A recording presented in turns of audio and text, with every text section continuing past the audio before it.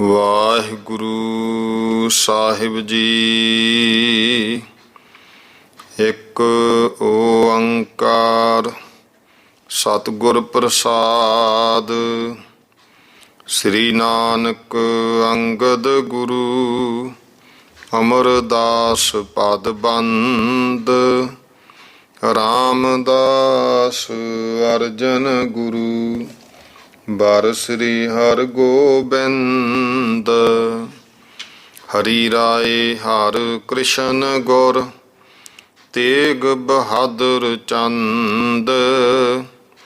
ਦਸਵੇਂ ਗੋਬਿੰਦ ਸਿੰਘ ਗੁਰੂ ਨਮੋ ਚਰਨ ਅਰਬਿੰਦ। ਜਿਸਮੈ ਹੈ ਅੰਮ੍ਰਿਤ ਗਿਆਨ ਹੈ ਮਾਣਕ ਭਗਤ ਵੈਰਾਗ। ਸ੍ਰੀ ਗੁਰੂ ਗ੍ਰੰਥ ਸਾਹਿਬ ਉद्धਦ ਬੰਦੋਂ ਕਰ ਅਨੁਰਾਗ। ਸ੍ਰੀ ਗੁਰ ਸ਼ਬਦ ਕਮਾਏ ਜਿਨ ਜੀਤੇ ਪੰਚ ਵਿਕਾਰ। ਤਿਨ ਸੰਤਨ ਕੋ ਬੰਦਨਾ ਸਿਰ ਚਰਨਨ ਪਰ ਧਾਰ। ਏਕ ਓੰਕਾਰ ਸਤਿਗੁਰੂ ਤਿਹ ਪ੍ਰਸਾਦ ਸਚ ਹੋਏ। ਵਾਹਿਗੁਰੂ ਜੀ ਕੀ ਫਤਿਹ। ਬਿਘਨ ਬਿਨਾਸਨ ਸੋਏ। ਵਾਹਿਗੁਰੂ ਜੀ ਕਾ ਖਾਲਸਾ ਵਾਹਿਗੁਰੂ ਜੀ ਕੀ ਫਤਿਹ। ਗਰੀਬ ਨਵਾਜ ਚਵਰ ਤਖ਼ਤ ਦੇ ਮਾਲਕ ਜੁਗੋ ਜੁਗ ਅਟਲ ਦਸਾਂ ਪਾਤਸ਼ਾਹੀਆਂ ਦੀ ਆਤਮਿਕ ਜੋਤ ਧੰਨ ਧੰਨ ਸ੍ਰੀ ਗੁਰੂ ਗ੍ਰੰਥ ਸਾਹਿਬ ਜੀ ਮਹਾਰਾਜ। ਗੁਰੂ ਸਾਹਿਬ ਜੀ ਦੀ ਕਿਰਪਾ ਬਖਸ਼ਿਸ਼ ਹੋਈ ਹੈ ਜੋ ਸ਼ਾਮ ਦੇ ਸਮੇਂ ਸਤਸੰਗ ਘੜੀਆਂ ਪ੍ਰਾਪਤ ਹਨ। ਬਹੁਤ ਹੀ ਸਤਿਕਾਰਯੋਗ ਮਹਾਨ ਵਿਦਵਾਨ ਪੰਥ ਰਤਨ ਗਿਆਨੀ ਗਿਆਨ ਸਿੰਘ ਜੀ, ਉਹਨਾਂ ਦੁਆਰਾ ਰਚਿਤ ਤਵਾਰੀਖ ਗੁਰੂ ਖਾਲਸਾ ਗ੍ਰੰਥ ਦੀ ਲੜੀਵਾਰ ਕਥਾ ਜੋ ਸੰਖੇਪ ਵਾਰਤਕ ਸਾਖੀਆਂ ਆਪ ਜੀ ਵਡਭਾਗੇ ਮਾਈ ਭਾਈ ਸਤਿਗੁਰਾਂ ਦੇ ਦਰ ਘਰ ਦੀ ਹਾਜ਼ਰੀ ਭਰਦਿਆਂ ਹੋਇਆਂ ਸਰਵਣ ਕਰਦੇ ਹੋਂ। ਧੰਨ ਗੁਰੂ ਗੋਬਿੰਦ ਸਿੰਘ ਜੀ ਮਹਾਰਾਜ ਦਾ ਜੀਵਨ ਪ੍ਰਸੰਗ ਕੱਲ੍ਹ ਆਪਾਂ ਇੱਥੇ ਤੱਕ ਸਰਵਣ ਕਰ ਲਿਆ। ਕਿਵੇਂ ਬਹਾਦਰ ਸ਼ਾਹ ਨੂੰ ਬਾਦਸ਼ਾਹੀ ਦੀ ਪ੍ਰਾਪਤੀ ਹੋਈ, ਕਲਗੀਧਰ ਪਾਤਸ਼ਾਹ ਨੇ ਤਾਰੇ ਆਜ਼ਮ ਨੂੰ ਮਾਰਿਆ। ਉਪਰੰਤ ਹੁਣ ਸਤਿਗੁਰੂ ਜੀ ਆਗਰੇ ਵਿੱਚ ਨੇ। ਬਾਦਸ਼ਾਹ ਗੁਰੂ ਸਾਹਿਬ ਦੇ ਦਰਸ਼ਨ ਕਰਦਾ ਔਰ ਸਤਿਗੁਰਾਂ ਤੋਂ ਬਚਨ ਲੈ ਕੇ ਕਿ ਤੁਸੀਂ ਦਿੱਲੀ ਆਇਓ। ਬਾਦਸ਼ਾਹ ਨੇ ਡੇਰੇ ਆ ਕੇ 1.25 ਲੱਖ ਰੁਪਈਏ ਦੀਆਂ ਮੋਹਰਾਂ ਖਾਲਸੇ ਜੀ ਨੂੰ ਖਰਚ ਇਨਾਮ ਤੇ ਇੱਕ ਪਾਲਕੀ ਹਾਥੀ ਇੱਕ ਗੁਰੂ ਸਾਹਿਬ ਜੀ ਵਾਸਤੇ ਇਹ ਭੇਜ ਕੇ ਦਿੱਲੀ ਵੱਲ ਚੜ੍ਹਾਈ ਕਰ ਦਿੱਤੀ। ਗੁਰੂ ਸਾਹਿਬ ਵੀ ਅਗਲੇ ਦਿਨ ਹੀ ਆਗਰੇ ਤੋਂ ਚੱਲ ਕੇ ਮਥੁਰਾ ਆ ਉਤਰੇ। ਬਿੰਦਰਾਵਨ ਗੋਕਲ ਦਾ ਸੈਲ ਕਰਕੇ ਵਿਸ਼ਰਾਮ ਘਾਟ ਇਸ਼ਨਾਨ ਕੀਤਾ, ਦਾਨ ਦਿੱਤਾ ਔਰ ਜਿਸ ਚੋਬੇ ਦੇ ਮਕਾਨ ਪਰ ਉਤਰੇ ਸਨ, ਜਦ ਉਸ ਨੂੰ ਗੁਰੂ ਸਾਹਿਬ ਜੀ ਮੋਹਰਾਂ ਦੀ ਮੁੱਠੀ ਭਰ ਕੇ ਦੇਣ ਲੱਗੇ ਤਾਂ ਉਹਨੇ ਚਰਨ ਫੜ ਲਏ ਔਰ ਪ੍ਰਲੋਕ ਦਾ ਸੁੱਖ ਤੇ ਜੰਮਣ ਮਰਨ ਦੀ ਨਿਵਰਤੀ ਮੰਗੀ। ਗੁਰੂ ਸਾਹਿਬ ਜੀ ਨੇ ਅਧਿਕਾਰੀ ਜਾਣ ਕੇ ਉਪਦੇਸ਼ ਦੇ ਕੇ ਫਿਰ ਉਹਨੂੰ ਮੁਕਤ ਕਰਤਾ। ਇੱਧਰ ਜਦੋਂ ਬਾਦਸ਼ਾਹ ਦਿੱਲੀ ਪਹੁੰਚਿਆ, ਗੁਰੂ ਸਾਹਿਬ ਜੀ ਅਜੇ ਨਾ ਗਏ ਤਾਂ ਉਹਦੇ ਮਨ ਵਿੱਚ ਖਤਰਾ ਪੈ ਗਿਆ ਕਿ ਕਿਤੇ ਗੁਰੂ ਸਾਹਿਬ ਜੀ ਮਰਹੱਟਿਆਂ ਨਾਲ ਨਾ ਮਿਲ ਗਏ ਹੁਣ ਜਿਹੜੇ ਆਏ ਨਹੀਂ ਹਨ। ਇਹ ਸੋਚ ਕੇ ਆਪਣੇ ਮਾਮੇ ਤੇ ਮੁਨਸ਼ੀ ਦੀਵਾਨ ਹਾਕਮ ਰਾਏ ਉਹਨੂੰ ਭੇਜਿਆ ਕਿ ਗੁਰੂ ਸਾਹਿਬਾਂ ਨੂੰ ਜਿੱਥੋਂ ਤੱਕ ਹੋ ਸਕੇ ਛੇਤੀ ਲੈ ਕੇ ਆਓ। ਸੋ ਇਹ ਦੋਵੇਂ ਗੁਰੂ ਸਾਹਿਬ ਨੂੰ ਜਾ ਕੇ ਮਿਲੇ, ਬੜੇ ਪ੍ਰੇਮ ਨਾਲ ਗੱਲਾਂ ਕਰਕੇ 5ਵੇਂ ਦਿਨ ਦਿੱਲੀ ਵਿਖੇ ਲੈ ਕੇ ਆਏ ਔਰ ਮੋਤੀ ਬਾਗ ਦੇ ਵਿੱਚ ਉਤਾਰਾ ਦਿੱਤਾ। ਹੁਣ ਮੰਜੀ ਸਾਹਿਬ ਗੁਰੂ ਕਾ ਨਿਸ਼ਾਨ ਹੈ, ਬਾਦਸ਼ਾਹ ਵੱਲੋਂ ਸੇਵਾ ਹੋਣ ਲੱਗੀ। ਉਸ ਸਮੇਂ ਗੁਰੂ ਕੇ ਮਹਿਲ ਵੀ ਉੱਥੇ ਹੀ ਭਾਈ ਜਵਾਹਰ ਸਿੰਘ ਅਰੋੜਾ ਖੱਤਰੀ ਸਿੱਖ, ਉਹਦੀ ਹਵੇਲੀ ਵਿੱਚ ਮਹਾਰਾਜ ਰਿਹਾ ਕਰਦੇ ਸਨ, ਜੋ ਗੁਰੂ ਕੇ ਮਹਿਲ ਸਨ ਮਤਾਵਾ। ਗੁਰੂ ਸਾਹਿਬ ਨੂੰ ਮਿਲਣ ਵਾਸਤੇ ਗਏ ਤਾਂ ਸੰਗਤ ਦਿੱਲੀ ਦੀ ਦਰਸ਼ਨ ਕਰਨ ਵਾਸਤੇ ਆ ਕੇ ਇਕੱਠੀ ਹੋਈ, ਕਿਉਂਕਿ ਮਾਈਆਂ ਬੀਬੀਆਂ ਬਾਗ ਵਿੱਚ ਘੱਟ ਆ ਜਾ ਸਕਦੀਆਂ ਸੀ। ਸਭ ਨੇ ਜਥਾਜੋਗ ਭੇਟਾ ਚੜਾਈ, ਦਰਸ਼ਨ ਉਪਦੇਸ਼ ਲੈ ਕੇ ਨਿਹਾਲ ਹੋਏ। ਉਸ ਸਮੇਂ ਇੱਕ ਮਾਤਾ ਸੁੰਦਰੀ ਜੀ ਨੇ ਇੱਕ ਲੜਕਾ ਸੁਨਿਆਰਿਆਂ ਦਾ, ਜਿਹਦਾ ਕਿ ਬਾਬਾ ਅਜੀਤ ਸਿੰਘ ਵਰਗਾ ਹੀ ਚਿਹਰਾ ਮੋਹਰਾ ਸੀ ਤੇ ਉਹੇ ਜੀ ਉਮਰ ਸੀ, ਉਹਦੇ ਵੀ ਮਾਤਾ ਪਿਤਾ ਨੇ ਉਹਦਾ ਨਾਂ ਅਜੀਤ ਸਿੰਘ ਹੀ ਰੱਖਤਾ ਸੀ। ਉਹ ਅਜੀਤ ਸਿੰਘ ਵਰਗਾ ਹੀ ਦੇਖ ਕੇ ਲੈ ਕੇ ਪਾਲਿਆ ਹੋਇਆ ਸੀ, ਉਹਨੂੰ ਪਾਲਕ ਅਜੀਤ ਸਿੰਘ ਕਿਹਾ ਜਾਂਦਾ ਹੈ।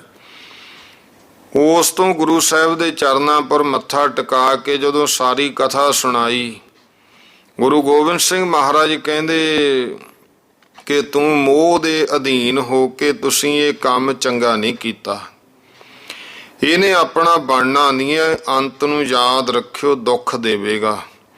ਇਹ ਅਜੀਤ ਸਿੰਘ ਨੇ ਫਿਰ ਵੱਡੇ ਹੋ ਕੇ ਸਾਰੀ ਦੌਲਤ ਜਿਹੜੀ ਸੀ ਉਹ ਆਪਣੀਆਂ ਬਦ ਚਲਣੀਆਂ ਵਿੱਚ ਬਰਬਾਦ ਕਰਨ ਲੱਗਿਆ, ਜਿਸ ਕਰਕੇ ਅੰਤ ਨੂੰ ਫਿਰ ਇਹਦਾ ਕਤਲ ਹੋਇਆ। ਇਹਦਾ ਵਿਵਾਹ ਕਰਤਾ ਸੀ, ਇਹਦੇ ਇੱਕ ਪੁੱਤ ਜੰਮਿਆ ਸੀ ਹਠੀ ਸਿੰਘ। ਉਹ ਹਠੀ ਸਿੰਘ ਫਿਰ ਬੁਰਹਾਨਪੁਰ ਦੇ ਵਿੱਚ ਗੁਜ਼ਰਿਆ, ਜਿੱਥੇ ਉਸ ਦੀ ਸਮਾਧ ਹੁਣ ਮੰਨੀ ਜਾਂਦੀ ਹੈ। ਇਉਂ ਸਤਿਗੁਰੂ ਪਾਤਸ਼ਾਹ ਮਹਾਰਾਜ ਜੀ ਨੇ ਕਿਹਾ, ਹੇ ਸੁੰਦਰੀ, ਤੁਹਾਡੇ ਪੁੱਤਰ ਬੇਅੰਤ ਸਿੱਖ ਮੌਜੂਦ ਨੇ, ਜੋ ਮਨ ਤਨ ਤੇ ਧਨ ਕਰਕੇ ਸੇਵਾ ਕਰਨ ਵਾਸਤੇ ਹਾਜ਼ਰ ਹਨ। ਇਹ ਬਚਨ ਕਰਕੇ ਗੁਰੂ ਸਾਹਿਬ ਜੀ ਸੰਗਤ ਦੀ ਮਨੋਕਾਮਨਾ ਪੂਰਨ ਕਰਦੇ ਹੋਏ ਮੁੜ ਫੇਰ ਡੇਰੇ ਆ ਬਰਾਜੇ। ਤਦ ਨੂੰ ਬਹਾਦਰ ਸ਼ਾਹ ਗੁਰੂ ਸਾਹਿਬ ਦੇ ਕੋਲ ਆਇਆ, ਆਪਣੀ ਗੈਰ ਹਾਜ਼ਰੀ ਦੇ ਗੁਨਾਹ ਦੀ ਮਾਫੀ ਮੰਗ ਕੇ ਪਹਿਲੇ ਹਰਨ ਮੀਢੇ ਹਾਥੀ ਲੜਾਏ, ਫਿਰ ਪਹਿਲਵਾਨਾਂ ਦੀ ਕੁਸ਼ਤੀ ਦੇਖੀ ਦਿਖਾਈ। ਅਗਲੇ ਦਿਨ ਕਿਸ਼ਤੀ ਵਿੱਚ ਗੁਰੂ ਸਾਹਿਬ ਨੂੰ ਬਿਠਾ ਕੇ ਜਮਨਾ ਦੇ ਵਿੱਚ ਮੱਛੀਆਂ ਦਾ ਸ਼ਿਕਾਰ ਤੇ ਸੈਰ ਕਰਾਉਂਦਾ ਰਿਹਾ, ਔਰ ਆਪਣੇ ਮਹਿਲ ਤੇ ਲਾਲ ਕਿਲ੍ਹਾ ਦਿਖਾ ਕੇ ਉਸ ਦੀ ਕਥਾ ਜਿਵੇਂ ਸ਼ਾਹਜਹਾਂ ਨੇ ਬਣਾਇਆ ਸੀ ਉਹ ਸੁਣਾਈ। ਤੀਜੇ ਦਿਨ ਗੁਰੂ ਸਾਹਿਬ ਨੇ ਦਿੱਲੀ ਦੇ ਸਿੱਖਾਂ ਨੂੰ ਨਾਲ ਲੈ ਕੇ ਗੁਰੂ ਨਾਨਕ ਦੇਵ ਜੀ ਮਹਾਰਾਜ ਸਾਹਿਬ ਤੇ ਗੁਰੂ ਹਰਗੋਬਿੰਦ ਸਾਹਿਬ ਪਾਤਸ਼ਾਹ, ਗੁਰੂ 8ਵੇਂ ਗੁਰਦੇਵ ਗੁਰੂ ਹਰਕ੍ਰਿਸ਼ਨ ਜੀ ਮਹਾਰਾਜ, 9ਵੇਂ ਪਾਤਸ਼ਾਹ ਗੁਰੂ ਤੇਗ ਬਹਾਦਰ ਪਾਤਸ਼ਾਹ ਜੀ, ਉਹਨਾਂ ਦੇ ਉਹ ਸਥਾਨ ਮਕਾਨ ਦੇਖੇ। ਫਿਰ ਬਚਨ ਕੀਤਾ ਵੀ ਸਮਾਂ ਆਊਗਾ ਸਾਡੇ ਸਿੰਘ ਇਹ ਸਥਾਨ ਬਣਾਉਣਗੇ ਤੇ ਦਿੱਲੀ ਨੂੰ ਲੁੱਟ ਪੁੱਟ ਕੇ ਤੁਰਕਾਂ ਤੋਂ ਬਦਲੇ ਲੈਣਗੇ। ਇਹ ਬਚਨ ਗੁਰੂ ਕੇ ਸਭ ਖਾਲਸੇ ਨੇ ਪੂਰੇ ਕੀਤੇ। ਹੁਣ ਇੱਧਰ ਜਦੋਂ ਬਾਦਸ਼ਾਹ ਨੇ ਆਪਣੀ ਬਾਦਸ਼ਾਹੀ ਦੇ ਕੰਮਕਾਰ ਚੰਗੀ ਤਰ੍ਹਾਂ ਸੁਧਾਰ ਲਏ, ਤਦ ਭਾਈ ਨੰਦ ਲਾਲ, ਭਾਈ ਹਾਕਮ ਰਾਏ ਦੀਵਾਨ ਤੇ ਇਹਦਾ ਮਾਮਾ ਇਮਾਨ ਬੇਗ, ਸਿਆਦਤ ਖਾਂ, ਉਹਨਾਂ ਨੂੰ ਲੈ ਕੇ ਇਹ ਗੁਰੂ ਸਾਹਿਬ ਦੇ ਕੋਲ ਆਇਆ। ਫਿਰ ਬਹੁਤ ਸਾਰੀ ਭੇਟਾ ਜਿਗਾ ਜੜਾਊ ਕਲਗੀ ਸ਼ਾਸਤਰ ਗੁਰੂ ਸਾਹਿਬ ਅੱਗੇ ਰੱਖ ਕੇ ਮੱਥਾ ਟੇਕਿਆ।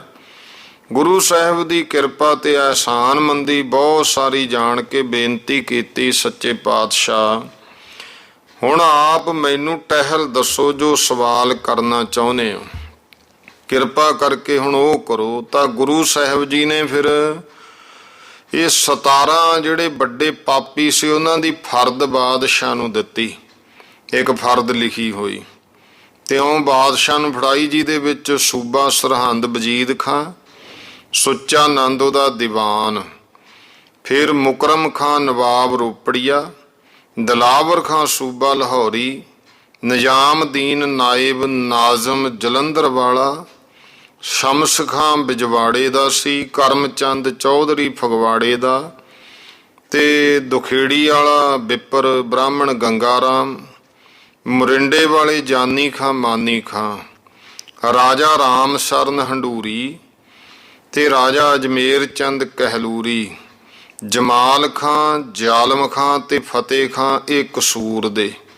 ਇਹੋ ਜਿਹੇ 17 ਆਦਮੀਆਂ ਦੇ ਨਾਮ ਜਿਨ੍ਹਾਂ ਨੇ ਗੁਰੂ ਕਿਆਂ ਦੇ ਸਾਥ ਦਗੇ ਫਰੇਬ ਬਹੁਤ ਕੀਤੇ ਔਰ ਝੂਠੀਆਂ ਸੋਹਾਂ ਸੁਗੰਧਾਂ ਕਰਕੇ ਫਿਰ ਬੁਗਾ ਦਗਾ ਕੀਤਾ, ਉਹਨਾਂ ਵਾਸਤੇ ਗੁਰੂ ਸਾਹਿਬ ਨੇ ਆਖਿਆ, ਦੇਖ ਬਹਾਦਰ ਸ਼ਾਹ, ਜਿਵੇਂ ਅਸੀਂ ਤੇਰਾ ਕੰਮ ਆਪਣੇ ਜਾਨ ਮਾਲ ਤੋਂ ਅਧਿਕ ਪਿਆਰਾ ਸਮਝ ਕੇ ਕੀਤਾ ਤੇ ਬਚਨ ਕੀਤਾ ਸੋ ਉਹ ਪੂਰਾ ਕਰ ਦਿਖਾਇਆ ਹੈ। ਇਸੇ ਤਰ੍ਹਾਂ ਹੁਣ ਤੂੰ ਵੀ ਆਪਣਾ ਸੁਖਨ ਪੂਰਾ ਕਰ। ਜਿਵੇਂ ਤੁਹਾਡੇ ਵੱਲੋਂ ਜਹਾਂਗੀਰ ਨੇ ਮੇਰੇ ਦਾਦੇ ਗੁਰੂ ਹਰਗੋਬਿੰਦ ਸਾਹਿਬ ਦੇ ਹੱਥ ਚੰਦੂ ਦੁਸ਼ਟ ਦੀ ਬਾਹ ਫੜਾਤੀ ਸੀ ਨਾ, ਤੇ ਉਸ ਨੂੰ ਉਹਨਾਂ ਨੇ ਮਨ ਭਾਉਂਦੀ ਸਜ਼ਾ ਪਹੁੰਚਾਈ, ਇਸੇ ਤਰ੍ਹਾਂ ਇਹਨਾਂ 17 ਆਦਮੀਆਂ ਦੀ ਬਾਹ ਸਾਡੇ ਹੱਥ ਦੇ, ਜਿਸ ਤੋਂ ਉਹਨਾਂ ਦੇ ਕਰਮ ਦਾ ਫਲ ਫਿਰ ਇਹਨਾਂ ਨੂੰ ਭੁਗਾਇਆ ਜਾਵੇ। ਇਹ ਸਵਾਲ ਗੁਰੂ ਸਾਹਿਬ ਦਾ ਸੁਣ ਕੇ ਬਹਾਦਰ ਸ਼ਾਹ ਇੱਕ ਵਾਰੀ ਤਾਂ ਗੋਤੇ 'ਚ ਚਲਿਆ ਗਿਆ। ਫਿਰ ਇਹਨੇ ਬਹਾਨਾ ਬਣਾਇਆ, ਮੁੱਕਰਿਆ, ਕਹਿਣ ਲੱਗਿਆ, ਮਹਾਰਾਜ ਵੀ ਅਜੇ ਮੇਰਾ ਬੰਦੋਬਸਤ ਚੰਗੀ ਤਰ੍ਹਾਂ ਨਹੀਂ ਹੋਇਆ, ਤੁਸੀਂ ਇਉਂ ਕਰੋ, ਧੀਰਜ ਕਰੋ, 5-7 ਸਾਲ ਤੱਕ ਮੈਂ ਆਪਣੀ ਭਲੀ ਭਾਂਤ ਆਪਣਾ ਤਹਿਦ ਬਿਠਾ ਲਵਾਂ, ਉਦੋਂ ਇਹ ਕੰਮ ਕੀਤਾ ਜਾਊ। ਹੁਣ ਹਾਲ ਤੁਹਾਨੂੰ ਜਿਹੜਾ ਪਰਗਣਾ ਪਸੰਦ ਹੈ ਉਹੀ ਜਗੀਰ ਮਾਫੀ ਲੈ ਕੇ ਤੁਸੀਂ ਉੱਥੇ ਰਹਿ ਪਓ, ਔਰ ਜੋ ਸਮਾਨ ਤੁਹਾਡਾ ਆਨੰਦਪੁਰੋਂ ਜਾਂਦਾ ਰਿਹਾ ਨਾ, ਉਹ ਤੋਂ ਬਹੁਤਾ ਮੈਂ ਹੁਣੇ ਭੇਜ ਦਿੰਦਾ, ਤੇ ਸਿੰਘਾਂ ਨੂੰ ਵੀ ਜੋ ਆਪ ਜੀ ਦੀ ਮਰਜ਼ੀ ਹੋਵੇ ਜਗੀਰਾਂ ਇਨਾਮ ਦਵਾ ਦਿਓ, ਮੈਂ ਹੁਣੇ ਦੇਣ ਨੂੰ ਤਿਆਰ ਹਾਂ, ਤੁਸੀਂ ਮੈਨੂੰ ਆਪਣਾ ਟਹਿਲੀਆ ਜਾਣ ਕੇ ਟਹਿਲ ਦੱਸਦੇ ਰਹੋ। ਇਹ ਜਦੋਂ ਮੂੰਹ ਰੱਖਵੀਆਂ ਗੱਲਾਂ ਸੁਣ ਕੇ ਗੁਰੂ ਸਾਹਿਬ ਜੀ ਕਹਿਣ ਲੱਗੇ, ਬਹਾਦਰ ਸ਼ਾਹ, ਤੇਰੀਆਂ ਇਹ ਪੋਚੇ ਵਾਲੀਆਂ ਬਾਤਾਂ ਉੱਤੇ ਭਰੋਸਾ ਰੱਖ ਕੇ ਇਸ ਲੰਮੇ ਲੇਖੇ ਦੀ ਆਸ਼ਾ ਨਹੀਂ ਅਸੀਂ ਰੱਖ ਸਕਦੇ। ਜਿਵੇਂ ਤੈਨੂੰ ਤੁਰਤ ਫੁਰਤ ਆਪਣਾ ਫਾਇਦਾ ਅਸੀਂ ਪੂਰਾ ਕਰਕੇ ਦਿਖਾਇਆ ਹੈ ਨਾ, ਜਿਹੜਾ ਵਾਅਦਾ ਕੀਤਾ ਸੀ, ਇਸੇ ਤਰ੍ਹਾਂ ਜੇਕਰ ਤੈਨੂੰ ਹੌਸਲਾ ਪੈਂਦਾ ਤਾਂ ਸੌਦਾ ਨਗਦਾ ਨਗਦੀ ਕਰ ਲੈ, ਕਿਉਂਕਿ ਬਾਣੀ ਦੇ ਬਚਨ ਨੇ। ਭਗਤ ਕਬੀਰ ਸਾਹਿਬ ਜੀ ਕਹਿੰਦੇ ਆ, ਕਬੀਰ ਕਾਲ ਕਰੰਤਾ ਅਬਹਿ ਕਰ, ਅਬ ਕਰਤਾ ਸੋਇ ਤਾਲ, ਪਾਛੈ ਕਛੂ ਨਾ ਹੋਏਗਾ ਜੋ ਸਿਰ ਪਰ ਆਵੇ ਕਾਲ। ਭਾਈ ਤੈਂ 5-7 ਸਾਲ ਜਿਉਣ ਦਾ ਮਹਾਰਾਜ ਕਹਿੰਦੇ ਪਟਾ ਲਿਖਿਆ ਹੋਇਆ, ਅਸੀਂ ਤਾਂ ਇਹ ਖਿਆਲ ਰੱਖਦੇ ਹਾਂ ਕਿ ਅੱਜ ਕੇ ਕੱਲ ਕੇ 4 ਦਿਨੀ ਓੜਕ ਦਿਨੀ ਦਸੀਂ, ਇਹੋ ਸੁਹਾਵੇ ਦੇਸੜੇ ਹੋਣਾ ਨਹੀਂ ਅਸੀਂ। ਬਹਾਦਰ ਸ਼ਾਹ, ਪੀਰਾਂ ਤੇ ਫਕੀਰਾਂ ਤੋਂ ਜ਼ਰਦਰੂ ਤੇ ਕਰਜ਼ਾਈ ਨਹੀਂ ਰਹੀਦਾ ਹੁੰਦਾ। ਕਾਲ ਅਚਾਨਕ ਮਾਰ ਸੀ ਜਿਉਂ ਤਿੱਤਰ ਨੂੰ ਬਾਜ, ਤੂੰ ਤੇ 5-7 ਸਾਲਾਂ ਦਾ ਵਾਅਦਾ ਕਰਦਾ ਹੈ, ਵਾਹਿਗੁਰੂ ਚਾਹੇ ਤਾਂ ਅਸੀਂ ਆਪਣੇ ਇੱਕ ਬੰਦੇ ਤੋਂ ਸਾਰੇ ਦੁਸ਼ਮਣਾਂ ਨੂੰ ਉਹਨਾਂ ਦੇ ਕਰਮਾਂ ਦਾ ਫਲ 5-7 ਮਹੀਨਿਆਂ 'ਚ ਭੁਗਤਾ ਕੇ ਵਿਖਾ ਦਿਆਂਗੇ। ਹੋਰ ਜੋ ਤੈਂ ਸਿੰਘਾਂ ਨੂੰ ਜਗੀਰਾਂ ਦੇਣ ਦਾ ਨਾਮ ਲਿਆ ਨਾ, ਮਹਾਰਾਜ ਕਹਿੰਦੇ ਉਹ ਵੀ ਮਨਜ਼ੂਰ ਨਹੀਂ, ਕਿਉਂਕਿ ਅਸੀਂ ਤਾਂ ਇਹਨਾਂ ਨੂੰ, ਤੂੰ ਜਗੀਰਾਂ ਦੀ ਗੱਲ ਕਰਦਾ, ਇਹਨਾਂ ਨੂੰ ਹੰਨੇ ਸੁਤੰਤਰ ਬਾਦਸ਼ਾਹੀ ਭਗਾਉਣੀ ਹੈ। ਹੰਨਾ ਕਹਿੰਦੇ ਨੇ ਘੋੜੇ ਦੀ ਕਾਠੀ ਨੂੰ ਵੀ, ਜਿਹੜਾ ਮੇਰਾ ਸਿੰਘ ਘੋੜੇ ਦੀ ਕਾਠੀ ਤੇ ਬੈਠਿਆ ਕਰੂ ਉਹ ਕਿਸੇ ਨਾ ਕਿਸੇ ਏਰੀਏ ਦਾ ਮਾਲਕ ਬਣ ਜਾਊਗਾ। ਮੈਂ ਆਪਣੇ ਖਾਲਸਾ ਨੂੰ ਤੁਹਾਡੇ ਦੀਨ ਤੇ ਅਧੀਨ ਜਗੀਰਦਾਰ ਕਰਨਾ ਨਹੀਂ ਚਾਹੁੰਦੇ। ਬਾਕੀ ਤੂੰ ਵੇਖ, ਅਸੀਂ ਸਾਰੀ ਦੁਨੀਆ ਤੇ ਇਹ ਦੀਨ ਦੀ ਸੱਚੀ ਪਾਤਸ਼ਾਹੀ ਛੱਡ ਕੇ ਇੱਕ ਪਰਗਣੇ ਦੀ ਜਗੀਰਦਾਰੀ ਖੁਆਰੀ ਦੀ ਘਰ ਲੈ ਕੇ ਜਿਹੜਾ ਹੈ ਤੇਰੇ ਆਰੀ ਹੋ ਕੇ। ਮਹਾਰਾਜ ਕਹਿੰਦੇ, ਬਹਾਦਰ ਸ਼ਾਹ, ਆਪਣੀ ਸ਼ਾਨ ਨੂੰ ਬੱਟਾ ਕਿਉਂ ਲਾਈਏ। ਤੇ ਹੋਰ ਜਿਹੜੀ ਤੈਂ ਗੱਲ ਕਹੀ ਹੈ ਕਿ ਆਨੰਦਪੁਰ ਸਾਹਿਬ ਵਿੱਚ ਲੁੱਟੇ ਹੋਏ ਸਾਡੇ ਅਸਬਾਬ ਦੇਣ ਲਈ ਆਖਿਆ, ਉਹ ਵੀ ਨਾ ਤੂੰ ਦੇ ਸਕੇ ਤੇ ਨਾ ਤੇਰੇ ਵਿੱਚ ਉਹਨਾਂ ਕੁਝ ਦੇਣ ਦੀ ਤਾਕਤ ਹੈ। ਇਸ ਵਾਸਤੇ ਅਸੀਂ ਤੇਰੇ ਕੋਲੋਂ ਕੁਝ ਲੈਣਾ ਨਹੀਂ ਚਾਹੁੰਦੇ, ਤੂੰ ਦੇਣਹਾਰ ਹੀ ਬਣਿਆ ਰਹਿ। ਸਾਡੇ ਸਿੰਘ ਆਪੇ ਆਪਣੀ ਹਿੰਮਤ ਨਾਲ ਸਾਰਾ ਕੁਝ ਲੈ ਲੈਣਗੇ। ਜਿਨ੍ਹਾਂ ਦੇ ਫੜਾਉਣ ਤੋਂ ਤੂੰ ਡਰਦਾ ਹੈ ਨਾ, ਉਹਨਾਂ ਨੂੰ ਸਾਡਾ ਇੱਕੋ ਸੇਵਕ ਫੜ ਕੇ ਮਨ ਭਾਉਂਦੀਆਂ ਸਜ਼ਾ ਦੇਊਗਾ। ਇਹ ਬਚਨ ਗੁਰੂ ਸਾਹਿਬ ਤੋਂ ਸੁਣ ਕੇ ਬਹਾਦਰ ਸ਼ਾਹ ਤੇ ਹੋਰ ਅਮੀਰ ਸਭ ਹੱਕੇ ਬੱਕੇ ਰਹਿ ਗਏ। ਬਹਾਦਰ ਸ਼ਾਹ ਸਮਾਂ ਪਛਾਣ ਕੇ ਹੱਥ ਜੋੜ ਕੇ ਖੜ ਗਿਆ, ਸੇਵਾ ਮੁਹੱਬਤ ਅੱਗੇ ਨਾਲੋਂ ਵੀ ਦੂਣੀ ਕਰਨ ਲੱਗ ਪਿਆ। ਇਹਦੇ ਮਾਮੇ ਇਮਾਨ ਬੇਗ ਨੇ ਤੇ ਮੁਨਸ਼ੀ ਮੀਰ ਮੁਨਸ਼ੀ ਸਨ ਜਿਹੜੇ ਭਾਈ ਨੰਦ ਲਾਲ ਜੀ, ਇਤਿਆਦਿਕ ਜਿਹੜੇ ਹੋਰ ਦੂਰ ਅੰਦੇਸ਼ ਅਹਿਲਕਾਰ ਨੇ ਜਾਂ ਮੁਰੱਬੀਏ ਸਨ, ਉਹਨਾਂ ਦੇ ਕਹੇ ਸੁਣੇ। ਫਿਰ ਬਹਾਦਰ ਸ਼ਾਹ ਨੇ 5 ਲੱਖ ਰੁਪਈਆ ਕੁਛ ਮੋਹਰਾਂ ਉਹਨਾਂ ਸਿੰਘਾਂ ਨੂੰ ਖਰਚ ਇਨਾਮ ਦੇਣ ਵਾਸਤੇ ਜਿਹੜੇ ਜੰਗ ਵਿੱਚ ਮਾਝੇ ਮਾਲਵੇ ਤੋਂ ਗੁਰੂ ਦੇ ਬੁਲਾਏ ਹੋਏ ਆਏ ਸਨ, ਗੁਰੂ ਕੇ ਡੇਰੇ ਭੇਜਤਾ ਤੇ 1 ਲੱਖ ਦਾ ਯਰ ਜੇਵਰ, ਸੋਨੇ ਚਾਂਦੀ ਦੇ ਬਰਤਨ, ਰੇਸ਼ਮੀ ਪਸ਼ਮੀਨੇ ਦੇ ਵਸਤਰ ਮਾਤਾ ਸੁੰਦਰੀ ਜੀ, ਮਾਤਾ ਸਾਹਿਬ ਦੇਵਾ ਜੀ ਦੇ ਕੋਲ ਹਵੇਲੀ ਵਿੱਚ ਭੇਜੇ। ਬਾਕੀ ਉਹਨਾਂ ਦੇ ਲੰਗਰ ਵਾਸਤੇ ਜਿੱਥੋਂ ਗਰੀਬ ਗੁਰਬਾ ਸਿੱਖ ਸਾਧੂ ਸਭ ਕੋਈ ਵਰਸਾਇਆ ਜਾਂਦਾ ਸੀ, 125 ਦੀ ਰਸਦ ਤੇ 50 ਘੋੜਿਆਂ ਦਾ ਦਾਣਾ ਘਾਸ ਰੋਜ਼ ਦਾ ਤੇ 12,000 ਨਗਦ ਜਿਹੜਾ ਸੀ ਉਹ ਕਾਇਮ ਕਰ ਦਿੱਤਾ। ਉਧਰ ਜਿਹੜਾ ਪਦਾਰਥ ਗੁਰੂ ਦੇ ਡੇਰੇ ਗਿਆ ਸੀ, ਭਾਵੇਂ ਗੁਰੂ ਸਾਹਿਬ ਨੇ ਤੇ ਉਹ ਨਾ ਲਿਆ, ਪਰ ਮਾਮੇ ਕਿਰਪਾਲ ਚੰਦ ਤੇ ਮੁਨਸ਼ੀ ਸਾਹਿਬ ਚੰਦ, ਭਾਈ ਨੰਦ ਲਾਲ, ਭਾਈ ਰਾਮ ਦਿਆਲ, ਭਾਈ ਹਰਦਿੱਤ ਸਿੰਘ, ਭਾਈ ਧਰਮ ਸਿੰਘ, ਭਾਈ ਦਇਆ ਸਿੰਘ, ਭਾਈ ਮਨੀ ਸਿੰਘ ਇਤਿਆਦਿਕ ਸਿੰਘਾਂ ਨੇ ਮੋੜ ਦੇਣਾ ਚੰਗਾ ਨਾ ਸਮਝ ਕੇ ਸਭ ਉਹਨਾਂ ਸਿੰਘਾਂ ਨੂੰ ਵਰਤਾਤਾ ਜਿਨ੍ਹਾਂ ਵਾਸਤੇ ਆਇਆ ਸੀ, ਜਿਸ ਕਰਕੇ ਉਹ ਸਭ ਖੁਸ਼ ਹੋ ਕੇ ਗੁਰੂ ਕਿਆਂ ਤੋਂ ਵਿਦਾ ਹੋ ਕੇ ਆਪੋ ਆਪਣੇ ਘਰਾਂ ਨੂੰ ਚਲੇ ਗਏ। ਥੋੜੇ ਜੇ ਗੁਰੂ ਸਾਹਿਬ ਦੇ ਕੋਲ ਰਹੇ। ਉਸੇ ਸਮੇਂ ਬਾਦਸ਼ਾਹ ਨਾਲ ਗੁਰੂ ਕੀ ਭੱਲ ਭਾਈ ਬਣਿਆਈ। ਇਹ ਸੁਣ ਕਰਕੇ ਜਿਹੜਾ ਸੋਢੀ ਅਵੈ ਰਾਮ ਤੇ ਜਿਹੜੇ ਝੰਡੇ ਪਿੱਛੋਂ ਦੀਵਾਨੇ ਸਾਧਾਂ ਨਾਲ ਜੋ ਗੁਰੂ ਕਿਆਂ ਪਾਸੋਂ ਭੱਜ ਗਿਆ ਸੀ, ਉਹ ਫੇਰ ਉਹ ਗੁਨਾਹ ਬਖਸ਼ਾਉਣ ਤੇ ਮਾਲ ਮੱਤਾ ਉਡਾਉਣ ਵਾਸਤੇ 5-7 ਆਦਮੀ ਲੈ ਕੇ ਦਿੱਲੀ ਗੁਰੂ ਸਾਹਿਬ ਦੇ ਚਰਨੀ ਆ ਲੱਗਿਆ। ਪਦਾਰਥ ਤਾਂ ਉਹਨੂੰ ਸਿੰਘਾਂ ਨੇ ਬਹੁਤਾ ਨਾ ਲੈਣ ਦਿੱਤਾ, ਔਰ ਮਾਈ ਨੇ ਵੀ, ਮਾਤਾਵਾਂ ਨੇ ਬਹੁਤਾ ਮੂੰਹ ਨਹੀਂ ਲਾਇਆ, ਪਰ ਉਸ ਨੇ ਆਪ ਨੂੰ ਗੁਰੂ ਸਾਹਿਬ ਵੱਲੋਂ ਫਰਮਾਇਸ਼ ਜ਼ਾਹਰ ਕਰਕੇ ਕੋਠੇ ਪਿੰਡ ਦੀ ਜ਼ਮੀਨ ਦਾ ਪਟਾ ਬਾਦਸ਼ਾਹ ਤੋਂ ਕਰਾ ਲਿਆ, ਜਿਸ ਜ਼ਮੀਨ ਵਿੱਚ ਹੁਣ 4 ਪਿੰਡ ਵਸਦੇ ਹੈ। ਤਾਂ ਹੀ ਇਹ ਜਿਹੜਾ ਸੀ ਐਸਾ ਕਿ ਫਿਰ ਕਈ ਵਾਰੀ ਇਸ ਇਲਾਕੇ ਦੇ ਜਿਹੜੇ ਜੱਟ ਜ਼ਿਮੀਂਦਾਰ ਸਿੰਘ ਸਨ ਨਾ, ਉਹਨਾਂ ਨੇ ਗੁਰੂ ਦੇ ਸਾਹਮਣੇ ਫਿਰ ਤਾਨਾ ਵੀ ਉਹਨੂੰ ਦਿੱਤਾ ਵੀ ਤੁਸੀਂ ਵੀ ਖੱਤਰੀਆਂ ਵਾਲੀ ਚਾਲ ਛੱਡੀ ਨਹੀਂ ਹੈ, ਕੇਵਲ ਕੁਟੰਬ ਹੀ ਪਾਲਿਆ।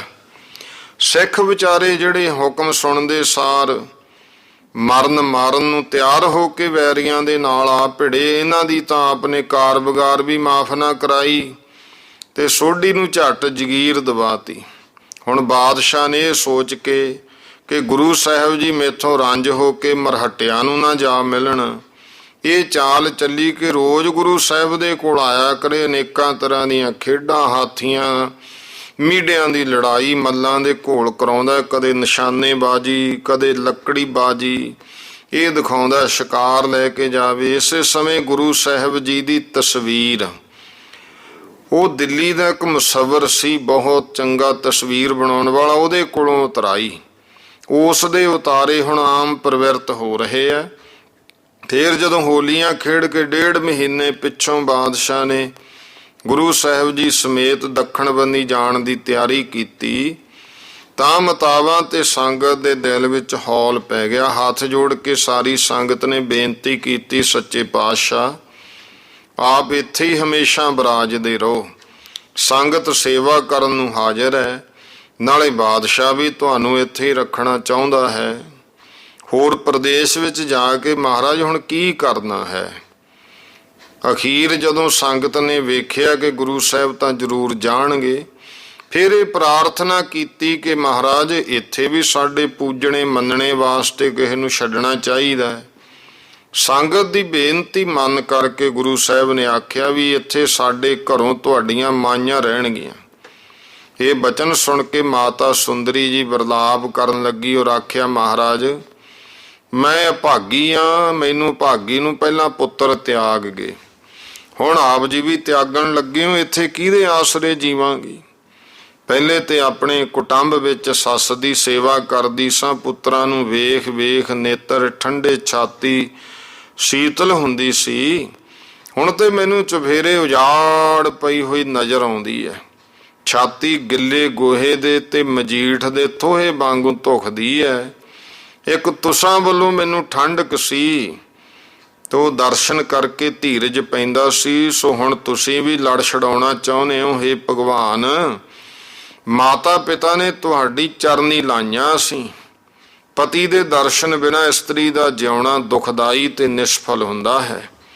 ਹਰ ਵੇਲੇ ਸੰਸੇ ਤੇ ਸ਼ੋਕ ਦੇ ਸਮੁੰਦਰ ਵਿੱਚ ਗੋਤੇ ਖਾਣੇ ਐ। ਆਪ ਦੇ ਵਿਛੋੜੇ ਦੀ ਅਗਨੀ ਸਾਥੋਂ ਨਹੀਂ ਸਹਾਰੀ ਜਾਵੇਗੀ। ਜਿਵੇਂ ਭਗਵਾਨ ਰਾਮਚੰਦਰ ਜੀ ਦੇ ਸਾਥ ਗਿਆਨੀ ਜੀ ਕਹਿੰਦੇ, ਦੇਖੋ ਸੀਤਾ ਜੀ ਨੂੰ ਦੰਡਕ ਬਣ ਕੇ ਦੁਖਦਾਈ ਨਹੀਂ ਸੀ ਹੋਇਆ। ਇਸੇ ਤਰ੍ਹਾਂ ਮਤਾਵਾ ਨੇ ਕਿਹਾ ਵੀ ਤੁਹਾਡੇ ਸਾਥ ਸਾਨੂੰ ਕੋਈ ਦੁੱਖ ਨਹੀਂ ਵਿਆਪੇਗਾ। ਅੱਖੀਆਂ ਤੋਂ ਪਰੇ ਹੋਇਆ ਮਹਾ ਅੰਧਕਾਰ ਛਾਇਆ ਰੂ। ਪਰਮੇਸ਼ਰ ਜੀ, ਜਦੋਂ ਮੈਨੂੰ ਮੇਰੇ ਲਾਲ ਯਾਦ ਆਉਂਦੇ ਨੇ, ਉਹਨਾਂ ਦੀਆਂ ਸੂਰਤਾਂ ਨਹੀਂ ਦਿਸਦੀਆਂ, ਉਸ ਵੇਲੇ ਕੋਈ ਸੁੱਧ ਬੁੱਧ ਨਹੀਂ ਰਹਿੰਦੀ ਹੈ। ਜਿੰਦ ਬਿੰਦ ਵੀ ਧੀਰਜ ਨਹੀਂ ਫੜਦੀ। ਅੱਧ ਮਰੇ ਮ੍ਰਿਗ ਵਾਂਗੂ ਪਏ ਤੜਫੀਦਾ ਹੈ। ਹੁਣ ਤੁਸੀਂ ਉਹਨਾਂ ਫੱਟਾਂ ਵਿੱਚ ਵਿਛੋੜੇ ਦਾ ਲੂਣ ਭਰ ਕੇ ਨਿੰਬੂ ਤੋੜਨ ਵਾਲੀ ਗੱਲ ਕਰਨ ਲੱਗੇ ਹੋ। ਇਹੋ ਜਿਹੇ ਜਦੋਂ ਦੀਨ ਬਚਨ ਸੁਣ ਕੇ ਮਹਾਰਾਜ ਕਹਿਣ ਲੱਗੇ ਉਹਨਾਂ ਨੂੰ ਕਿ ਐ ਸੁੰਦਰੀ ਸਾਹਿਬ ਕੌਰਾਂ, ਇਹ ਸੰਸਾਰ ਸਭ ਅਸਾਰ ਬਿਨਸਨਹਾਰ ਵਿਕਾਰ ਰੂਪ ਹੈ।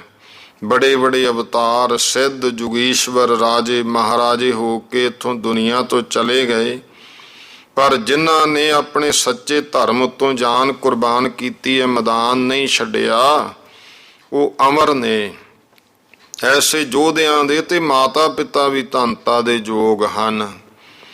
ਗਿਆਨੀ ਜੀ ਲਿਖਦੇ ਆ ਵੀ ਇਹ ਵੀ ਜਨਨੀ ਜਨੇ ਤਾਂ ਭਗਤ ਜਨ ਕੈ ਦਾਤਾ ਕੈ ਸੂਰ, ਨਾਹੀਂ ਤਾਂ ਜਨਨੀ ਬਾਂਝ ਰਹਿ ਕਾਹੇ ਗਵਾਵੇ ਨੂਰ। ਮਹਾਰਾਜ ਕਹਿੰਦੇ ਤੁਹਾਡੇ ਪੁੱਤਰ ਤਾਂ ਉਸ ਪਦਵੀ ਨੂੰ ਪਹੁੰਚ ਗਏ ਜਿਹੜੀ ਬੜੇ ਬੜੇ 88 ਹਜ਼ਾਰ ਵਰਾ ਜੁਗੀਸ਼ਵਰ ਜਿਹੜੇ ਸਮਾਧੀਆਂ ਲਾਉਂਦੇ ਰਹੇ, ਉਹਨਾਂ ਨੂੰ ਵੀ ਉਹ ਪਦ ਦੁਰਲਭ ਹੈ। ਤੁਸੀਂ ਉਹਨਾਂ ਦੀ ਚਿੰਤਾ ਨਾ ਕਰੋ, ਉਹ ਤਾਂ ਸਾਡੇ ਕੁੱਲ ਤਾਰਕ ਪੈਦਾ ਹੋਏ। ਜਿਵੇਂ ਲਿਖਿਆ, ਗੁਰਮੁਖ 21 ਕੁੱਲਾਂ ਤਰਾਵੇ। ਭਾਈ ਗੁਰਦਾਸ ਜੀ ਕਹਿੰਦੇ, ਸੋ ਤੁਸੀਂ ਇੱਥੇ ਰਹੋ, ਅਸੀਂ ਸਦਾ ਹੀ ਤੁਹਾਡੇ ਕੋਲ ਹਾਂ, ਕਿਉਂਕਿ ਈਸ਼ਵਰ ਦੀ ਨੇਤ ਉਲੰਘਣੀ ਚੰਗੀ ਨਹੀਂ। ਮਹਾਰਾਜ ਕਹਿੰਦੇ ਤੁਹਾਡੀ ਪਰਾਰਬਧ ਜਿਹੜੀ ਆ ਉਹ ਇੱਥੇ ਹੀ ਹੈ। ਉਹ ਭੋਗ ਕੇ ਤੁਸੀਂ ਸੱਚਖੰਡ ਵਿੱਚ ਸਾਡੇ ਕੋਲ ਆ ਜਾਣਾ। ਹੁਣ ਤੁਸੀਂ ਅਕਾਲ ਪੁਰਖ ਦਾ ਹੁਕਮ ਮੰਨ ਕੇ ਦਿੱਲੀ ਵਿੱਚ ਹੀ ਰਹੋ। ਸਭ ਗੁਰੂ ਘਰ ਦੇ ਸਿੱਖ ਸਿੱਖਣੀਆਂ ਤੁਹਾਡੀ ਸੇਵਾ ਕਰਨਗੀਆਂ। ਅਸੀਂ ਵੀ ਤੁਹਾਡੇ ਸਿਮਰੇ ਹੋਏ ਦਰਸ਼ਨ ਦੇ ਜਾ ਕਰਾਂਗੇ।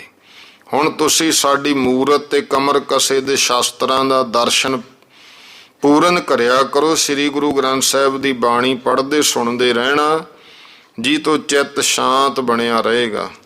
ਇਹ ਸੰਸਾਰ ਦੇ ਵਿਹਾਰ ਤੇ ਕੁਟੰਬ ਨੂੰ ਦਰਿਆ ਦੇ ਪ੍ਰਵਾਹ ਵਾਂਗੂ ਛਲ ਰੂਪ ਸਮਝਣਾ ਹੈ। ਹੁਣ ਮਾਤਾ ਸਾਹਿਬਾਂ ਨੇ ਭਾਵੇਂ ਆਪਣੇ ਪਤੀ ਪਰਮੇਸ਼ਰ ਦੇ ਬਚਨ ਮੰਨ ਕੇ ਆਗਿਆ ਮੰਨ ਲਈ, ਪਰ ਮੱਥਾ ਟੇਕਣ ਲੱਗਿਆਂ ਹੰਝੂਆਂ ਨਾਲ ਚਰਨ ਧੋਤੇ। ਮਾਤਾ ਸੁੰਦਰੀ ਜੀ ਨੇ ਤਾਂ ਫਿਰ ਦਿੱਲੀ ਰਹਿਣਾ ਮੰਨ ਲਿਆ, ਪਰ ਜਦੋਂ ਖਾਲਸੇ ਦੀ ਮਾਤਾ ਸ੍ਰੀ ਸਾਹਿਬ ਦੇਵਾ ਕੌਰ ਉਹਨਾਂ ਨੇ ਨਾਲ ਚੱਲਣ ਵਾਸਤੇ ਹਠ ਕੀਤਾ, ਤਾਂ ਗੁਰੂ ਸਾਹਿਬ ਨੇ ਫਿਰ ਉਹਨਾਂ ਨੂੰ ਨਾਲ ਲੈ ਲਿਆ। ਤਦੋਂ ਨੂੰ ਚੜ੍ਹਦਾ ਚੇਤ ਸੰਮਤ 1763 ਬਿਕਰਮੀ ਨੂੰ ਬਹਾਦਰ ਸ਼ਾਹ ਦੱਖਣ ਦੇਸ਼ ਦੀ ਤਿਆਰੀ ਕਰਕੇ ਦਿੱਲੀੋਂ ਚੜ੍ਹ ਆਗਰੇ ਜਾ ਉਤਰਿਆ।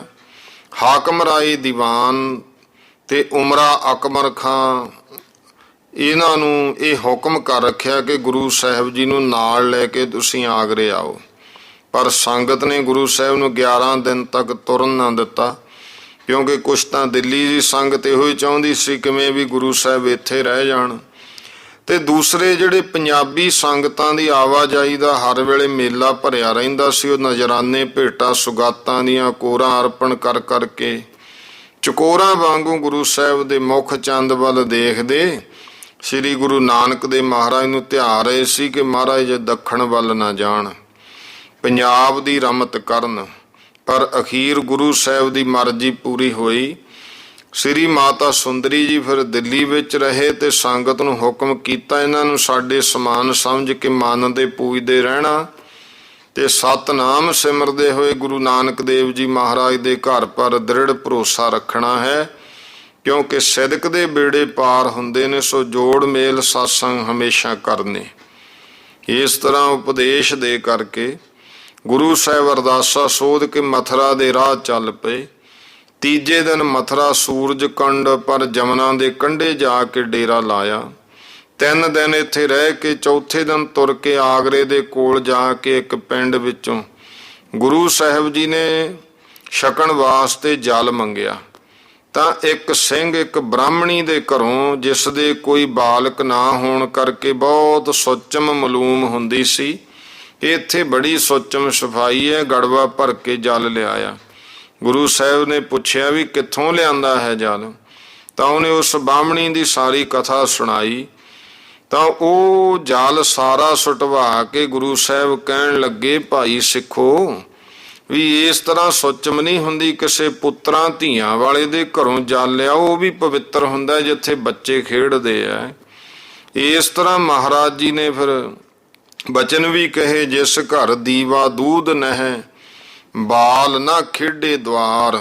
ਇਹ ਗਿਆਨੀ ਗਿਆਨ ਸਿੰਘ ਜੀ ਨੇ ਲਿਖਿਆ ਹੈ, ਉਸ ਘਰ ਦਾ ਕੀ ਡੰਡਣਾ ਉਹ ਡੰਡਿਆ ਕਰਤਾਰ, ਸਾਧੂ ਏਕਾਕੀ ਭਲਾ ਸੁਧ ਦੇਹ ਮਨ ਸੁਧ, ਗ੍ਰੇਹੀ ਬਹੁਤੇ ਸੁੱਚ ਘਰ ਸੁੱਚਾ ਤਨ ਮਨ ਬੁੱਧ। ਮਹਾਰਾਜ ਕਹਿੰਦੇ ਸਾਧੂ ਹੁੰਦਾ ਇਕੱਲਾ ਹੀ ਪਵਿੱਤਰ, ਪਰ ਗ੍ਰਸਤੀ ਦਾ ਘਰ ਪਵਿੱਤਰ ਬੱਚਿਆਂ ਨਾਲ ਹੈ।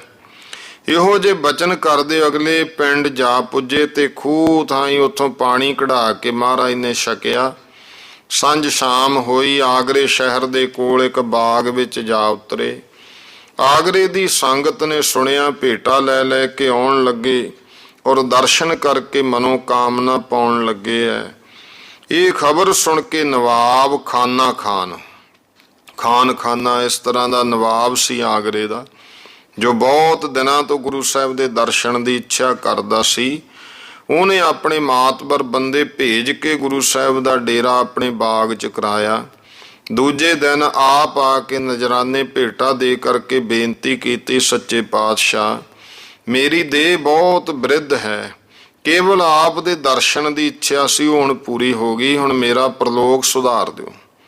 ਇਹ ਗੱਲ ਸੁਣ ਕਰਕੇ ਮਹਾਰਾਜ ਨੇ ਬਚਨ ਕੀਤਾ, ਬਾਲ ਜਵਾਨ ਬਿਰਧ ਹੋਣਾ ਇਹ ਦੇਹ ਦਾ ਧਰਮ ਹੈ, ਆਤਮਾ ਦਾ ਨਹੀਂ। ਆਤਮਾ ਨਾ ਬਾਲਕ ਨਾ ਜਵਾਨ ਨਾ ਬਿਰਧ, ਉਹਦੇ ਤੇ ਤਿੰਨੇ ਕੋਈ ਵਸਤਾਂ ਨੂੰ ਇੱਕ ਰਸ ਹੈ। ਸੋ ਤੂੰ ਆਤਮਾ ਪਰਮਾਤਮਾ ਦਾ ਰੂਪ, ਇਸ ਦੇਹ ਤੋਂ ਸਦਾ ਹੀ ਉਹ ਵੱਖਰਾ ਹੈ। ਉਹਨੇ ਆਖਿਆ, ਮਹਾਰਾਜ ਕਿਵੇਂ ਹੈ, ਕਿਸ ਤਰ੍ਹਾਂ ਹੈ, ਚੰਗੀ ਤਰ੍ਹਾਂ ਦਿਖਾ ਦਿਓ, ਭਰੋਸਾ ਹੋ ਜੇ।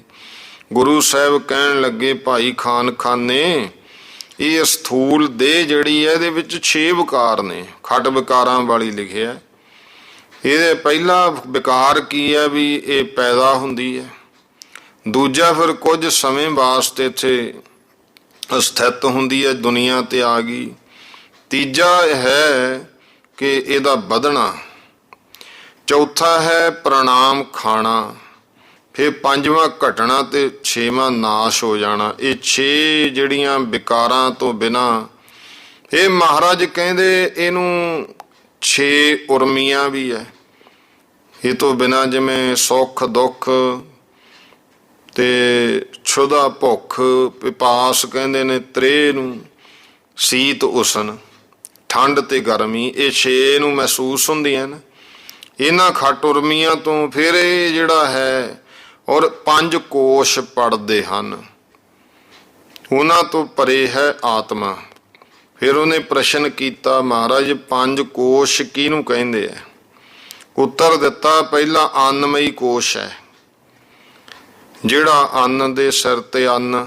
ਫਿਰ ਪ੍ਰਾਣਮਈ ਕੋਸ਼ ਹੈ, ਤੀਜਾ ਮਨੋਮਈ ਕੋਸ਼ ਹੈ, ਚੌਥਾ ਵਿਗਿਆਨਮਈ ਕੋਸ਼ ਹੈ, ਪੰਜਵਾਂ ਆਨੰਦਮਈ ਕੋਸ਼ ਹੈ। ਇਹ 5 ਕੋਸ਼ਾਂ ਦੇ ਨਾਮ ਹੈ, ਭਾਵ ਇਹ ਪੜਦੇ ਹਨ 5।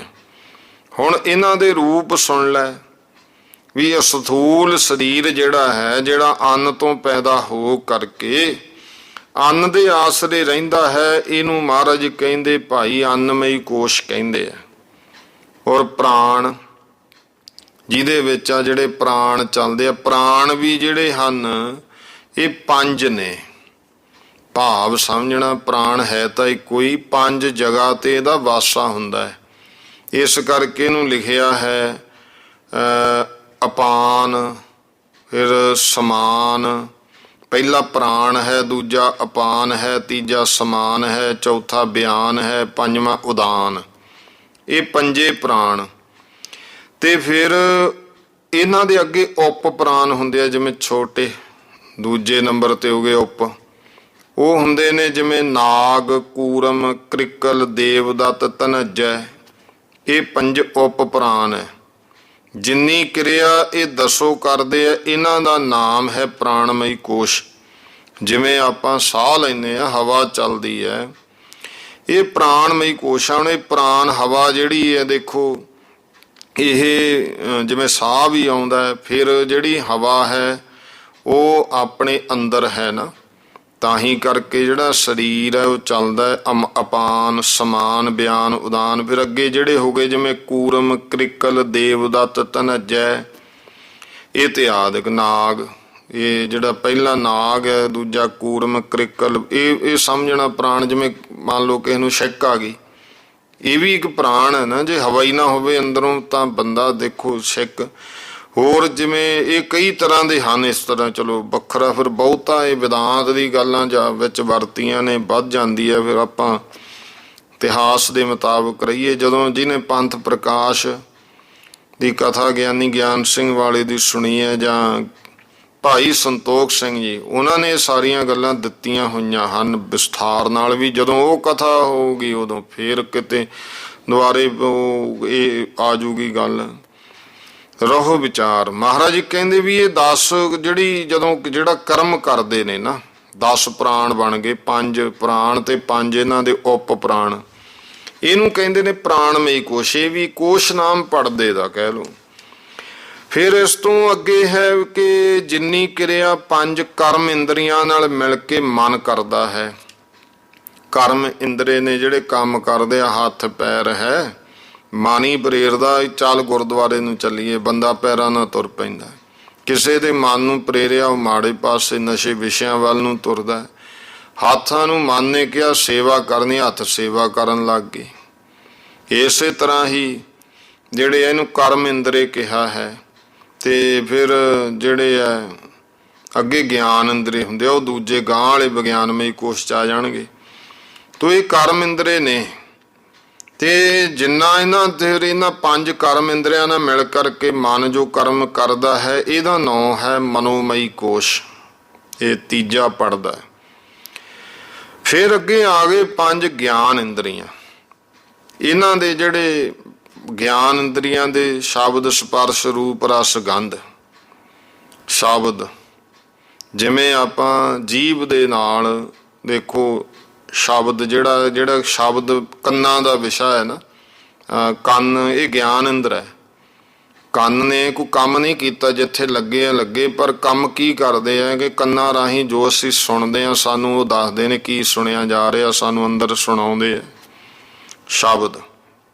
ਸਪਰਸ਼ ਗਿਆਨ ਇੰਦਰਾ, ਚਮੜੀ, ਇਹ ਸਪਰਸ਼ ਕਰਕੇ ਦੱਸ ਦਿੰਦੀ ਹੈ ਤੱਤਾ ਠੰਡਾ ਕੀ ਹੈ। ਫਿਰ ਹੈ ਰੂਪ। ਅੱਖਾਂ ਗਿਆਨ ਇੰਦਰਾ, ਉਹਦਾ ਵਿਸ਼ਾ ਹੈ ਰੂਪ। ਤੀਜਾ, ਇਹ ਅੱਖਾਂ ਵੇਖ ਕੇ ਦੱਸ ਦਿੰਦੀਆਂ ਨੇ ਕੀ ਕੁਛ ਹੈ, ਕੀ ਹੈ ਮੂਹਰੇ ਜਗ੍ਹਾ, ਗੰਦਾ ਮੰਦਾ, ਟੋਆ ਟਿੱਬਾ ਕੀ ਹੈ, ਕਿਸੇ ਦਾ ਰੰਗ ਕਾਲਾ, ਪੀਲਾ, ਚਿੱਟਾ, ਜਿਹੋ ਜਿਹਾ ਵੀ ਹੈ। ਇਹ ਗਿਆਨ ਇੰਦਰਾ ਅੱਖਾਂ, ਇਹਦਾ ਵਿਸ਼ਾ ਰੂਪ ਹੈ। ਫਿਰ ਆ ਗਿਆ ਰਸ। ਰਸ ਜੀਭ ਹੈ, ਇਹ ਸਵਾਦ ਲੈ ਕੇ ਦੱਸਦੀ ਹੈ, ਖੱਟਾ ਮਿੱਠਾ ਕੌੜਾ ਕੀ ਹੈ, ਇਹ ਗਿਆਨ ਕਰਾਉਂਦੀ ਹੈ। ਤੇ 5ਵਾਂ ਇੰਦਰਾ ਹੈ ਨੱਕ, ਉਹਦਾ ਵਿਸ਼ਾ ਗੰਧ। ਸੁਗੰਧੀ ਦੇ ਕੇ, ਸੁਗੰਧੀ ਨੇ ਪਤਾ ਹੈ ਕਿ ਆਪਾਂ ਨੂੰ ਕੰਧ ਹੋਵੇ ਚਾਵੇਂ ਵੱਡੀ ਹੋਵੇ, ਜੇ ਅਗਰ ਫੁੱਲਾਂ ਦੀ ਬਾੜੀ ਹੈ, ਨੱਕ ਦੱਸ ਦਿੰਦਾ ਇੱਧਰ ਫੁੱਲ ਹੋਣਗੇ, ਸੁਗੰਧੀ ਆਉਂਦੀ ਹੈ। ਗੰਦਾ ਪਾਣੀ ਉਹ ਵੀ ਨੱਕ ਦੱਸ ਦਿੰਦਾ। ਦੱਸ ਦਿੰਦੇ ਆ ਨਾ, ਨੱਕ ਨਾਲ ਹੀ ਆਪਾਂ ਮਹਿਸੂਸ ਕਰ ਲੈਂਦੇ ਹਾਂ ਵੀ ਆਹ ਗੁਆਂਢੀਆਂ ਦੇ ਤੜਕਾ ਲੱਗਦਾ, ਦੇਖੋ ਸੁਗੰਧੀ ਦੂਏ ਤੀਏ ਘਰ ਚਲੀ ਗਈ। ਇਸੇ ਤਰ੍ਹਾਂ ਇਹ ਵਿਸ਼ਾ ਹੈ ਇਹਦਾ ਗੰਧ। ਇਹ ਮਹਾਰਾਜ ਕਹਿੰਦੇ 5 ਪ੍ਰਕਾਰ ਦਾ ਗਿਆਨ ਦਿੰਦੇ ਨੇ। ਤੇ ਇਹ ਗਿਆਨ ਕਿਹਨੂੰ ਦਿੰਦੇ ਆ? ਮਨ ਤੇ ਬੁੱਧ ਨੂੰ। ਇਸ ਕਰਕੇ ਇਹਦਾ ਨਾਮ ਹੈ ਵਿਗਿਆਨਮੈ। ਗਿਆਨ ਇਹ ਦਿੰਦੇ ਹਨ ਅੱਗੇ, ਪਰ ਆਪਣੇ ਕੋਲੇ ਕੁਛ ਨਹੀਂ ਰੱਖਦੇ। ਹੁਣ ਜੀਭ ਨੇ ਸਵਾਦ ਤਾਂ ਦੇਖ ਲਿਆ, ਪਰ ਉਹਨੂੰ ਆਪ ਨੂੰ ਤਾਂ ਨਹੀਂ ਕੁਛ, ਗਿਆ ਦਾ ਢਿੱਡ 'ਚ ਹੀ ਹੈ। ਕੰਨਾਂ ਨੇ ਸੁਣ ਕੇ ਗਾਂ ਸੁਰਤੀ ਨੂੰ ਦੇਤਾ, ਕੁਛ ਨਹੀਂ ਪੱਲੇ ਪਿਆ। ਇਸ ਕਰਕੇ ਬੇਗਿਆਨ ਵੀ ਗਿਆਨ ਤਾਂ ਦਿੰਦੇ ਆ ਪਰ ਓਪਰਾ, ਆਪ ਨੂੰ ਕੁਛ ਨਹੀਂ ਹੋਇਆ। ਇਸੇ ਤਰ੍ਹਾਂ ਇਹਨੂੰ ਵਿਗਿਆਨਮਈ ਕੋਸ਼ ਪੰਜਵਾਂ ਪੜਦਾ ਹੈ ਇਹ ਸਾਡੇ ਅੰਦਰ। ਔਰ ਜਿਸ ਤਰ੍ਹਾਂ ਫਿਰ ਸੁਪਨ ਪ੍ਰਪੰਚ ਤੇ ਹੋਰ ਭੋਰਾ ਭਰ ਕਿੰਚਿਤ ਵੀ ਕੁਛ ਫਿਰ ਇਹਨੂੰ ਜਿਹੜਾ ਹੈ, ਜਿਵੇਂ ਸੁਪਨੇ ਦੇ ਵਿੱਚ ਭਾਨ ਪ੍ਰਤੀਤ ਨਹੀਂ ਹੁੰਦਾ, ਇਸੇ ਤਰ੍ਹਾਂ ਆਨੰਦ ਬਿਨਾ ਹੋਰ ਕੁਛ ਵੀ ਪ੍ਰਤੀਤ ਨਾ ਹੋਣਾ। ਭਾਵ ਉਹ ਆਨੰਦ ਭਾਵੇਂ ਕਿਸੇ ਨੇ ਸੁਖੋਪਤ ਦਾ ਲਿਆ ਹੋਵੇ, ਜਿਵੇਂ ਕੋਈ ਬੰਦਾ ਕਹਿੰਦਾ ਇੰਨੀ ਨੀਂਦ ਆਈ, ਬੜਾ ਆਨੰਦ ਆਇਆ, ਉਹ ਸੁਖੋਪਤੀ ਆਨੰਦ ਹੈ, ਸੁਖੋਪਤੀ ਨੀਂਦ ਦਾ। ਕਿਸੇ ਨੇ ਸੁਪਨੇ 'ਚ ਵੀ ਬੱਲੇ ਬੱਲੇ ਬੜਾ ਆਨੰਦ ਆ, ਰਾਤ ਦਾ ਸੁਪਨਾ ਹੀ ਬੜਾ ਵਧੀਆ ਆਇਆ, ਆਏ ਆਇਆ ਪੈਸਾ ਬੜੇ ਪਦਾਰਥ ਖਾਣ ਨੂੰ ਮਿਲੇ। ਹੁਣ ਉਹ ਆਨੰਦ ਤਾਂ ਆਇਆ ਪਰ ਹੈ ਤਾਂ ਵਕਤ ਹੀ ਹੈ ਨਾ। ਜਿਵੇਂ ਮਹਾਰਾਜ ਕਹਿੰਦੇ ਆਨੰਦ ਆਨੰਦ ਸਭ ਕੋ ਕਹੈ, ਆਨੰਦ ਗੁਰੂ ਤੇ ਜਾਣਿਆ। ਅਸਲ ਆਨੰਦ ਤਾਂ ਹੈ ਗੁਰੂ ਤੋਂ ਪ੍ਰਾਪਤ ਹੁੰਦਾ, ਉਹ ਆਤਮ ਪ੍ਰਵਾਹ ਸਾਡਾ ਹੈ ਜਿਹੜਾ ਉਹ ਮਹਿਸੂਸ ਕਰਦਾ ਹੈ। ਇਹ ਜਿਹੜਾ ਇਹ ਇੱਕ ਪੜਦਾ ਹੈ ਜਿਹੜਾ ਆਨੰਦਮਈ ਕੋਸ਼ ਹੈ ਨਾ, ਭਾਵ ਕਿਸੇ ਨੂੰ ਸਕੋਪ ਜਾਂ ਕਿਸੇ ਨੂੰ ਮਾਇਕ ਵਿਸ਼ਿਆਂ ਦਾ ਆ ਗਿਆ, ਕੋਈ ਪਦਾਰਥ ਹੀ ਇੰਨਾ ਵਧੀਆ ਛਕਿਆ ਆਨੰਦ, ਪਰ ਉਹ ਭਗਤੀ ਹੈ। ਜਿਵੇਂ ਆਪਾਂ ਹੁਣ ਭੁੱਖੇ ਆ ਬਹੁਤ ਤੇ ਪ੍ਰਸ਼ਾਦੇ ਆ ਗਏ ਮੂਹਰੇ, ਜਿਹੜਾ ਆਨੰਦ ਪਹਿਲੀ ਬੁਰਕੀ ਦਾ ਹੋਊ ਉਹ ਦੂਜੀ ਦਾ ਨਹੀਂ ਹੋਣਾ, ਜਿਹੜਾ ਦੂਜੀ ਦਾ ਉਹ ਤੀਜੀ ਦਾ ਨਹੀਂ ਹੋਣਾ। ਆਖਰ ਜਦੋਂ ਦੋ ਫੁਲਕੇ ਛਕ ਲਏ, ਜੇ ਆਪਣੀ ਖੁਰਾਕ ਦੋਹਾਂ ਦੀ ਹੈ ਤਾਂ ਜਿਹੜੀ ਅਖੀਰਲੀ ਬੁਰਕੀ ਹੈ ਉਹ ਇੱਕ ਸਿਰਫ ਮੂੰਹ 'ਚ ਪਾਈ ਜਾ ਰਹੀ ਹੈ। ਇਸੇ ਤਰ੍ਹਾਂ ਹੋਰ ਜਾਂ ਕੋਈ ਮਾਇਕ ਵਿਸ਼ੇ ਮਾਇਆ ਨਾਲ, ਜਿਵੇਂ ਕੋਈ ਡਰਾਮੇ ਦੇਖ ਲਏ, ਨਾਟਕ ਚੇਟਕ ਵੇਖ ਲਏ, ਬੜਾ ਆਨੰਦ ਆ, ਵਾਹ ਨਾ ਵਾਹ ਵੀ ਵਾਹ, ਮਾਇਆ ਖਰਚ ਕਰਕੇ ਕਿਸੇ ਨੇ ਹੋਰ ਵਿਸ਼ੇ ਪਦਾਰਥ ਭੋਗ ਲਏ, ਇਹ ਮਾਇਕ ਵਿਸ਼ਿਆਂ ਦਾ। ਤੇ ਕਿਸੇ ਨੇ ਆਤਮ ਗਿਆਨ ਦਾ ਮੰਨਿਆ, ਪਰ ਆਨੰਦ ਮਾਤਰ ਦਾ ਨਾਮ ਹੀ ਜਿਹੜਾ ਹੈ, ਜਦੋਂ ਅਸੀਂ ਉਹ ਕਹਿੰਦੇ ਹਾਂ ਉਹਨੂੰ ਕਿਹਾ ਜਾਂਦਾ ਆਨੰਦਮਈ ਕੋਸ਼। ਤੇ ਇਹ ਪੰਜ ਕੋਸ਼ ਜਿਹੜੇ ਆ ਨਾ ਪੜ੍ਹਦੇ, ਇਹਨਾਂ ਤੋਂ ਵੱਖਰਾ। ਔਰ ਨਾਲ ਹੀ ਤਿੰਨ ਸਾਡੇ ਸਰੀਰ ਨੇ, ਅਸਥੂਲ ਸੂਖਮ ਤੇ ਕਾਰਨ। ਅਸਥੂਲ ਸਰੀਰ ਹੈ ਆ ਜਿਹੜਾ ਆਪਾਂ ਨੂੰ ਇੱਕ ਦੂਜੇ ਨੂੰ ਸਭ ਨੂੰ ਦਿਸਦਾ। ਸੂਖਮ ਸਰੀਰ ਕੀ ਹੈ, ਜਿਹੜਾ ਇਹਦੇ ਅੰਦਰ ਹੈ, ਜਦੋਂ ਜਿਹਦਾ ਸਾਰਾ ਲੇਖਾ ਜੋਖਾ ਹੋਣਾ, ਉਹਦੇ ਰਾਹੀਂ ਹੀ ਵੱਖ-ਵੱਖ ਜਨਮ ਭੋਗਣੇ ਪੈਣੇ ਆ। ਸੂਖਮ ਦਾ ਜਿਹੜਾ ਸੂਖਮ ਦੇ ਤੌਰ ਤੇ ਤਾਂ ਬੰਦਾ ਜਿਹੜਾ ਹੈ ਉਹ ਬੜਾ ਮਾਰਗ ਤੈਅ ਕਰ ਲੈਂਦਾ ਹੈ। ਜਿਹੜਾ ਆਪਾਂ ਕਹਿੰਦੇ ਧਰਮ ਰਾਜੇ ਕੋਲੇ ਲੇਖਾ ਦੇਣਾ ਪਊ, ਹੋਰ ਪਊ। ਹੁਣ ਜਿਹੜੇ ਤਰਕਵਾਦੀ ਹੈ ਜਾਂ ਬਾਹਲੀ ਦੁਨੀਆ ਪੜ੍ਹ ਗਈ, ਹੋ ਕਹਿੰਦੇ ਲੇਖਾ ਲੂਖਾ ਕਿਸੇ ਨੇ ਹੁੰਦਾ ਦੇਖਿਆ, ਇੱਥੇ ਬੰਦਾ ਮਰ ਗਿਆ, ਕੰਮ ਨਿਬੜ ਗਿਆ, ਫੂਕਤਾ, ਗੱਲ ਖਤਮ ਹੋ ਗਈ। ਨਹੀਂ ਭਾਈ, ਉਹਦਾ ਸਰੀਰ ਦੀ ਆ ਸਥੂਲ ਦਾ ਕੰਮ ਸੀ, ਉਹ ਨਿਬੜਿਆ। ਅਜੇ ਸੂਖਮ ਦਾ ਜਿਹੜਾ ਚੱਲਣਾ ਹੈ ਨਾ, ਜਿੱਥੇ ਘੜੀ ਘੜੀ ਕਾ ਲੇਖਾ ਮੰਗਾ, ਉਹ ਫਿਰ ਕੌਣ ਮੰਗੂ? ਫਿਰ ਤਾਂ ਕੋਈ ਧਰਮ ਕਰਮ ਦੀ ਜ਼ਰੂਰਤ ਹੀ ਨਹੀਂ ਹੈ। ਜੇ ਸਰੀਰ ਨਿਬੜਿਆ, ਕੰਮ ਨਿਬੜਿਆ, ਫਿਰ ਕੀ ਲੋੜ ਆ? ਫਿਰ ਇਸ ਕਰਕੇ ਉਹਨੂੰ ਕਿਹਾ ਜਾਂਦਾ ਸੂਖਮ। ਤੇ ਤੀਜਾ ਸਰੀਰ ਹੈ ਕਾਰਨ। ਕਾਰਨ ਕੀ ਹੈ? ਵੀ ਜਿਹੜੇ ਅਸੀਂ ਕੋਈ ਕਾਰਨ ਹੀ ਬਣਿਆ ਕਿ ਵੱਖ-ਵੱਖ ਜੂਨਾਂ ਭੋਗੀਆਂ, ਮਨੁੱਖਾ ਜਨਮ 'ਚ ਵੀ ਆ, ਇਹ ਵੀ ਕੋਈ ਕਾਰਨ ਸੀ। ਉਹ ਕਾਰਨ ਕਿਉਂ ਹੈ ਜਿਹੜਾ ਸਾਨੂੰ ਮੁਕਤੀ ਨਹੀਂ ਹੋਈ, ਅਜੇ ਸਰੀਰ ਭੋਗ ਰਹੇ ਹਾਂ? ਉਹ ਕਾਰਨ ਹੈ ਅਗਿਆਨਤਾ, ਕਿ ਅਜੇ ਅਸੀਂ ਗਿਆਨ ਦੀ ਪ੍ਰਾਪਤੀ ਨਹੀਂ ਕੀਤੀ। ਇਸ ਕਰਕੇ ਅਗਿਆਨਤਾ ਵਸ ਵੱਖ-ਵੱਖ ਅਸਥੂਲ ਸਰੀਰ ਭੋਗਦੇ ਆ, ਕਦੇ ਕੋਈ ਕਦੇ ਕੋਈ। ਉਸ ਕਾਰਨ ਨੂੰ ਵੀ ਸਰੀਰ ਮੰਨਿਆ ਹੈ। ਤੋ ਇਹ ਬਣ ਗਈਆਂ ਤਿੰਨ ਦੇਹਾਂ। ਹੁਣ ਸਮਝ ਆ ਗਈ ਤੁਹਾਡੇ ਕਿ ਪੰਜ ਕੋਸ਼, ਜਿਹੜਾ ਆਤਮਾ ਹੈ ਸਾਡਾ, ਉਹ ਪੰਜ ਕੋਸ਼ਾਂ ਤੋਂ ਵੀ ਨਿਰਲੇਪ ਤੇ ਇਹਨਾਂ ਤਿੰਨਾਂ ਦੇਹਾਂ ਤੋਂ ਵੀ। ਫਿਰ ਅੱਗੇ ਹੈ ਤਿੰਨ ਅਵਸਥਾ। ਅਵਸਥਾ ਕਿਹੜੀ ਹੈ? ਇੱਕ ਸਰੀਰ ਦੀ ਅਵਸਥਾ ਹੈ ਜਾਗਰਤ, ਇੱਕ ਸਰੀਰ ਦੀ ਅਵਸਥਾ ਹੈ ਸੁਪਨ, ਇੱਕ ਹੈ ਸੁਖੋਪਤ। ਜਾਗਦੇ ਹਾਂ ਆਪਾਂ ਸਭ ਕੁਝ ਦਿਨ। ਇੱਕ ਸੁਪਨੇ ਦੀ ਅਵਸਥਾ ਹੈ ਜਿੱਥੇ ਸਰੀਰ ਸੁੱਤਾ, ਮਨ ਜਾਗਦਾ ਹੈ। ਇੱਕ ਸੁਖੋਪਤੀ ਹੈ ਜਿੱਥੇ ਮਨ ਦਾ ਵੀ ਜਿਹੜਾ ਹੈ ਉਹ ਇੱਕ ਤਰ੍ਹਾਂ ਨਾਲ ਸੌਂ ਜਾਣਾ। ਸੁਖੋਪਤੀ ਭਾਵੇਂ ਉੱਥੇ ਵੀ ਜਿਹੜਾ ਹੈ ਅਜੇ ਚੇਤਨਤਾ ਬਣੀ ਤਾਂ ਰਹਿੰਦੀ ਹੈ। ਜਿਵੇਂ ਬੰਦਾ ਕਹਿੰਦਾ ਇੰਨਾ ਸੁੱਤਾ ਪਤਾ ਹੀ ਨਹੀਂ ਲੱਗਿਆ, ਇਹਦਾ ਮਤਲਬ ਤੈਨੂੰ ਪਤਾ ਤਾਂ ਹੈ ਨਾ ਮੈਂ ਸੁੱਤਾ ਵਾਂ। ਸੁਖੋਪਤੀ ਚ ਵੀ ਉਹ ਇਹ ਤਿੰਨ ਅਵਸਥਾ ਹੋ ਗਈਆਂ। ਇਹਨਾਂ ਤੋਂ ਵੀ ਪਰੇ, ਇਹਨਾਂ ਤੋਂ ਵੀ ਅਸੰਗ ਤੇ ਵਿਕਾਰਾਂ ਤੋਂ ਰਹਿਤ। ਗੁਰੂ ਗੋਬਿੰਦ ਸਿੰਘ ਮਹਾਰਾਜ ਕਹਿੰਦੇ ਖਾਨ ਖਾਨੇ ਨਿਰਵਿਕਾਰ, ਜੋ ਤੁਮਾਰਾ ਆਤਮਾ ਉਹ ਪਰਮਾਤਮਾ ਰੂਪ ਹੈ, ਵਿਰਾਟ ਰੂਪ ਹੈ, ਬਾਹਰ ਕਣ ਕਣ ਵਿੱਚ ਵਸਿਆ ਪਰਮਾਤਮਾ। ਤੇ ਆਪਾਂ ਕਹਿੰਦੇ ਉਹ ਸਾਡੇ ਅੰਦਰ ਵੀ ਆ, ਉਹ ਅੰਦਰ ਹੈ ਆਤਮ ਰੂਪ ਦੇ ਵਿੱਚ। ਜਦੋਂ ਸਾਡੇ ਅੰਦਰ ਜਿਹਨੂੰ ਅਸੀਂ ਮੰਨਦੇ ਹਾਂ ਆਤਮਾ, ਤੇ ਸਰੀਰ ਤੋਂ ਬਾਹਰ ਪਰਮਾਤਮਾ ਹੈ, ਇੱਕੋ ਹੀ ਰੂਪ। ਸਤਿਗੁਰਾਂ ਨੇ ਇਹ ਉਪਦੇਸ਼ ਉਸ ਨੂੰ ਦਿੱਤਾ। ਇਸ ਤਰ੍ਹਾਂ ਪੁਰਾਣੇ ਜਿਹੜੇ ਗੁਰਮੁਖ ਸੀ ਨਾ, ਉਹ ਇਹੋ ਜਿਹੀ ਵਿਦਿਆ ਜਦੋਂ ਉਪਦੇਸ਼ ਦਿੰਦੇ ਫਿਰ ਬ੍ਰਹਮ ਗਿਆਨ ਦ੍ਰਿੜ ਕਰਵਾਉਂਦੇ ਹੁੰਦੇ ਸੀ। ਇਸ ਤਰ੍ਹਾਂ ਬ੍ਰਹਮ ਗਿਆਨ ਜਿਹੜਾ ਹੈ ਦ੍ਰਿੜ ਕਰਵਾਇਆ, ਭਰੋਸਾ। ਇਸੇ ਭਰੋਸੇ ਦਾ ਨਾਮ ਬ੍ਰਹਮ ਗਿਆਨ ਕਲਿਆਣਕਾਰੀ ਹੈ। ਹੇ ਖਾਨ ਖਾਨਾ, ਮਹਾਰਾਜ ਕਹਿੰਦੇ ਹੁਣ ਤੇਰਾ ਸਮਾਂ ਕੇਵਲ ਸਤਿਨਾਮ ਦਾ ਸਿਮਰਨ ਤੇ ਵਿਦਾਂਤ ਚਿੰਤਨ ਕਰਨੇ ਦਾ ਹੈ, ਜਿਸ ਵਿੱਚ ਹਰ ਵੇਲੇ ਸਜਾਤੀ ਪ੍ਰਤੀ ਪ੍ਰਵਾਹ, ਵਿਜਾਤੀ ਪ੍ਰਤੀ ਤ੍ਰਿਸਕਾਰ ਬਣਿਆ ਰਹਿੰਦਾ। ਸਜਾਤੀ ਤੇ ਵਿਜਾਤੀ ਇਹ ਵੀ ਦੋ ਸ਼ਬਦ ਨੇ, ਜਿਵੇਂ ਦੋ ਤਰ੍ਹਾਂ ਦਾ ਮੇਲ ਹੁੰਦਾ, ਇੱਕ ਸਜਾਤੀ ਮੇਲ ਕਹਿੰਦੇ ਨੇ, ਇੱਕ ਵਿਜਾਤੀ ਮੇਲ ਕਹਿੰਦੇ ਆ। ਸਜਾਤੀ ਤੇ ਵਿਜਾਤੀ 'ਚ ਫਰਕ ਕੀ ਹੈ? ਨਾਲੇ ਮੇਲ ਮਿਲਣਾ, ਦੋ ਤਰ੍ਹਾਂ ਦਾ ਮਿਲਣਾ ਹੈ। ਜਿਵੇਂ ਪਾਣੀ ਪਿਆ, ਉਦਾਹਰਨ ਲਓ, ਉਹਦੇ 'ਚ ਹੁਣ ਤੇਲ ਪਾਤਾ, ਉਹ ਮਿਲ ਗਿਆ ਵਿੱਚ ਹੀ, ਪਰ ਫਿਰ ਵੀ ਵੱਖਰਾ, ਉਹਨੂੰ ਕਿਹਾ ਜਾਂਦਾ ਵਿਜਾਤੀ ਮੇਲ। ਤੇਲ ਪਾਣੀ ਵਿੱਚ ਪੈ ਵੀ ਗਿਆ ਪਰ ਉਹਨੇ ਆਪਦਾ ਰੂਪ ਵੱਖਰਾ ਹੀ ਦਿਖਾਇਆ, ਦੇਖਣ ਵਾਲਾ ਝੱਟ ਕਹੂਗਾ ਵੀ ਇਹਦੇ ਤੇਲ ਪਿਆ, ਉਹਨੂੰ ਕਹਿੰਦੇ ਵਿਜਾਤੀ। ਲੇਕਿਨ ਪਾਣੀ ਦੇ ਵਿੱਚ ਪਾਣੀ ਪਾ ਦਿਓ, ਕੋਈ ਪਤਾ ਲੱਗੂ ਕਿਹੜਾ ਪਾਣੀ ਪਹਿਲਾਂ ਵਾਲਾ ਕਿਹੜਾ ਬਾਅਦ ਵਾਲਾ, ਉਹਨੂੰ ਕਿਹਾ ਜਾਂਦਾ ਸੁਜਾਤੀ ਮੇਲ।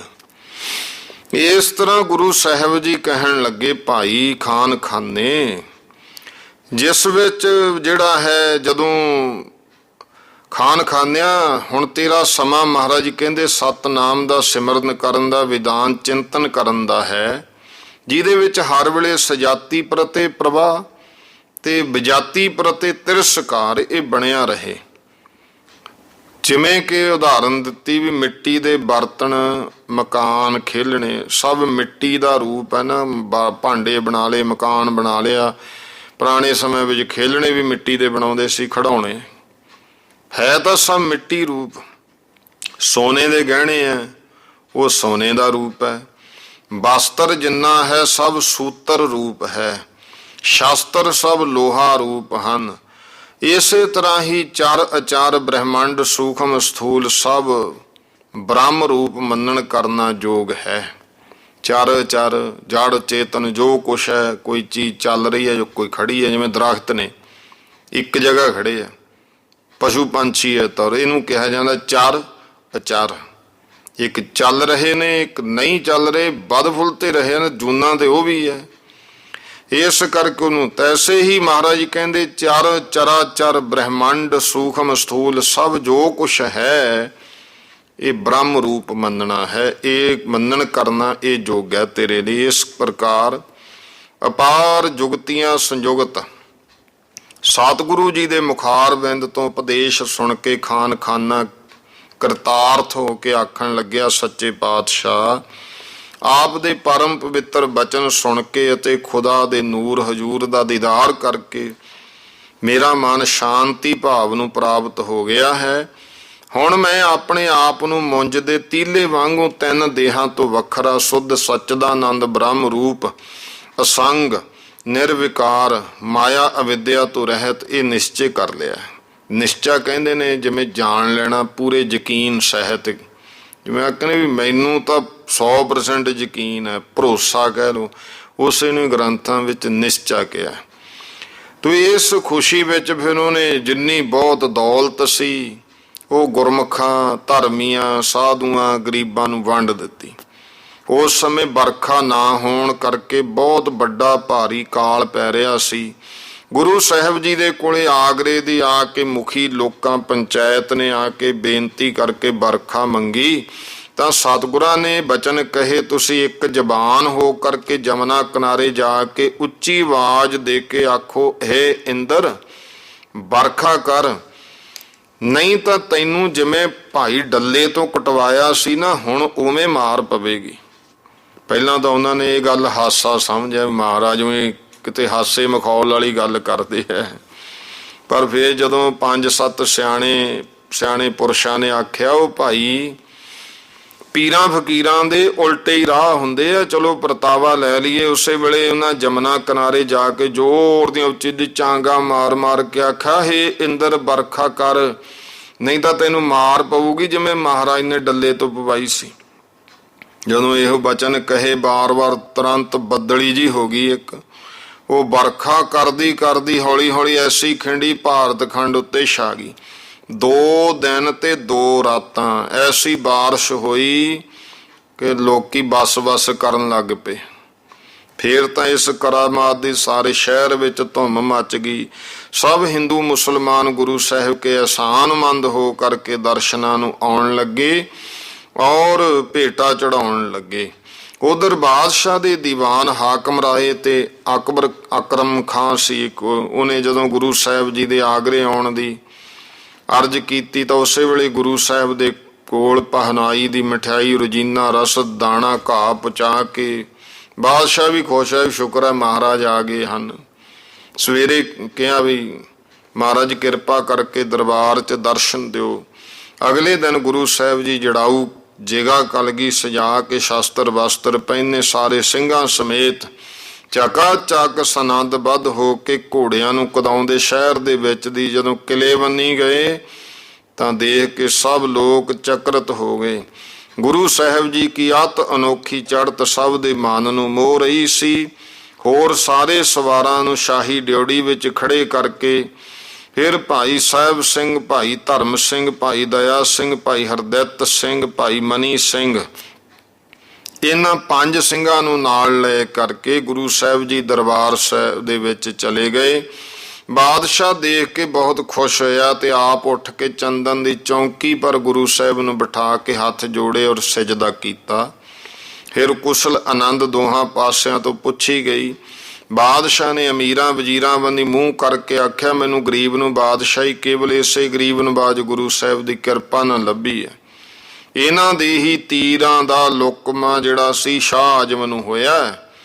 ਇਹਨਾਂ ਦਾ ਆਸਾਨ ਮੈਂ ਜਿਤਨਾ ਮੰਨਾਂ ਉਤਨਾ ਹੀ ਥੋੜਾ, ਕਿਉਂਕਿ ਇੱਕ ਤਾਂ ਇਹਨਾਂ ਨੇ ਮੇਰੇ ਉੱਤੇ ਭਾਰੀ ਉਪਕਾਰ ਕੀਤਾ, ਦੂਜੇ ਇਹ ਜਗਤ ਗੁਰੂ ਸਭ ਦੇ ਪੂਜਣ ਯੋਗ ਪੀਰ ਹਨ। ਉਸ ਸਮੇਂ ਸਭਾ ਦੇ ਵਿੱਚ ਫਤਿਹ ਮੁਹੰਮਦ ਖਾਂ ਉਮਰਾਵ ਸੀ। ਉਹਨੇ ਗੁਰੂ ਮਹਾਰਾਜ ਅੱਗੇ ਸਵਾਲ ਕੀਤਾ ਕਿ ਆਪ ਜੀ ਸ੍ਰੀ ਗੁਰੂ ਨਾਨਕ ਸ਼ਾਹ ਕੀ ਗੱਦੀ ਪਰ ਹੋ, ਉਹਨਾਂ ਦਾ ਹੀ ਰੂਪ ਹੋ।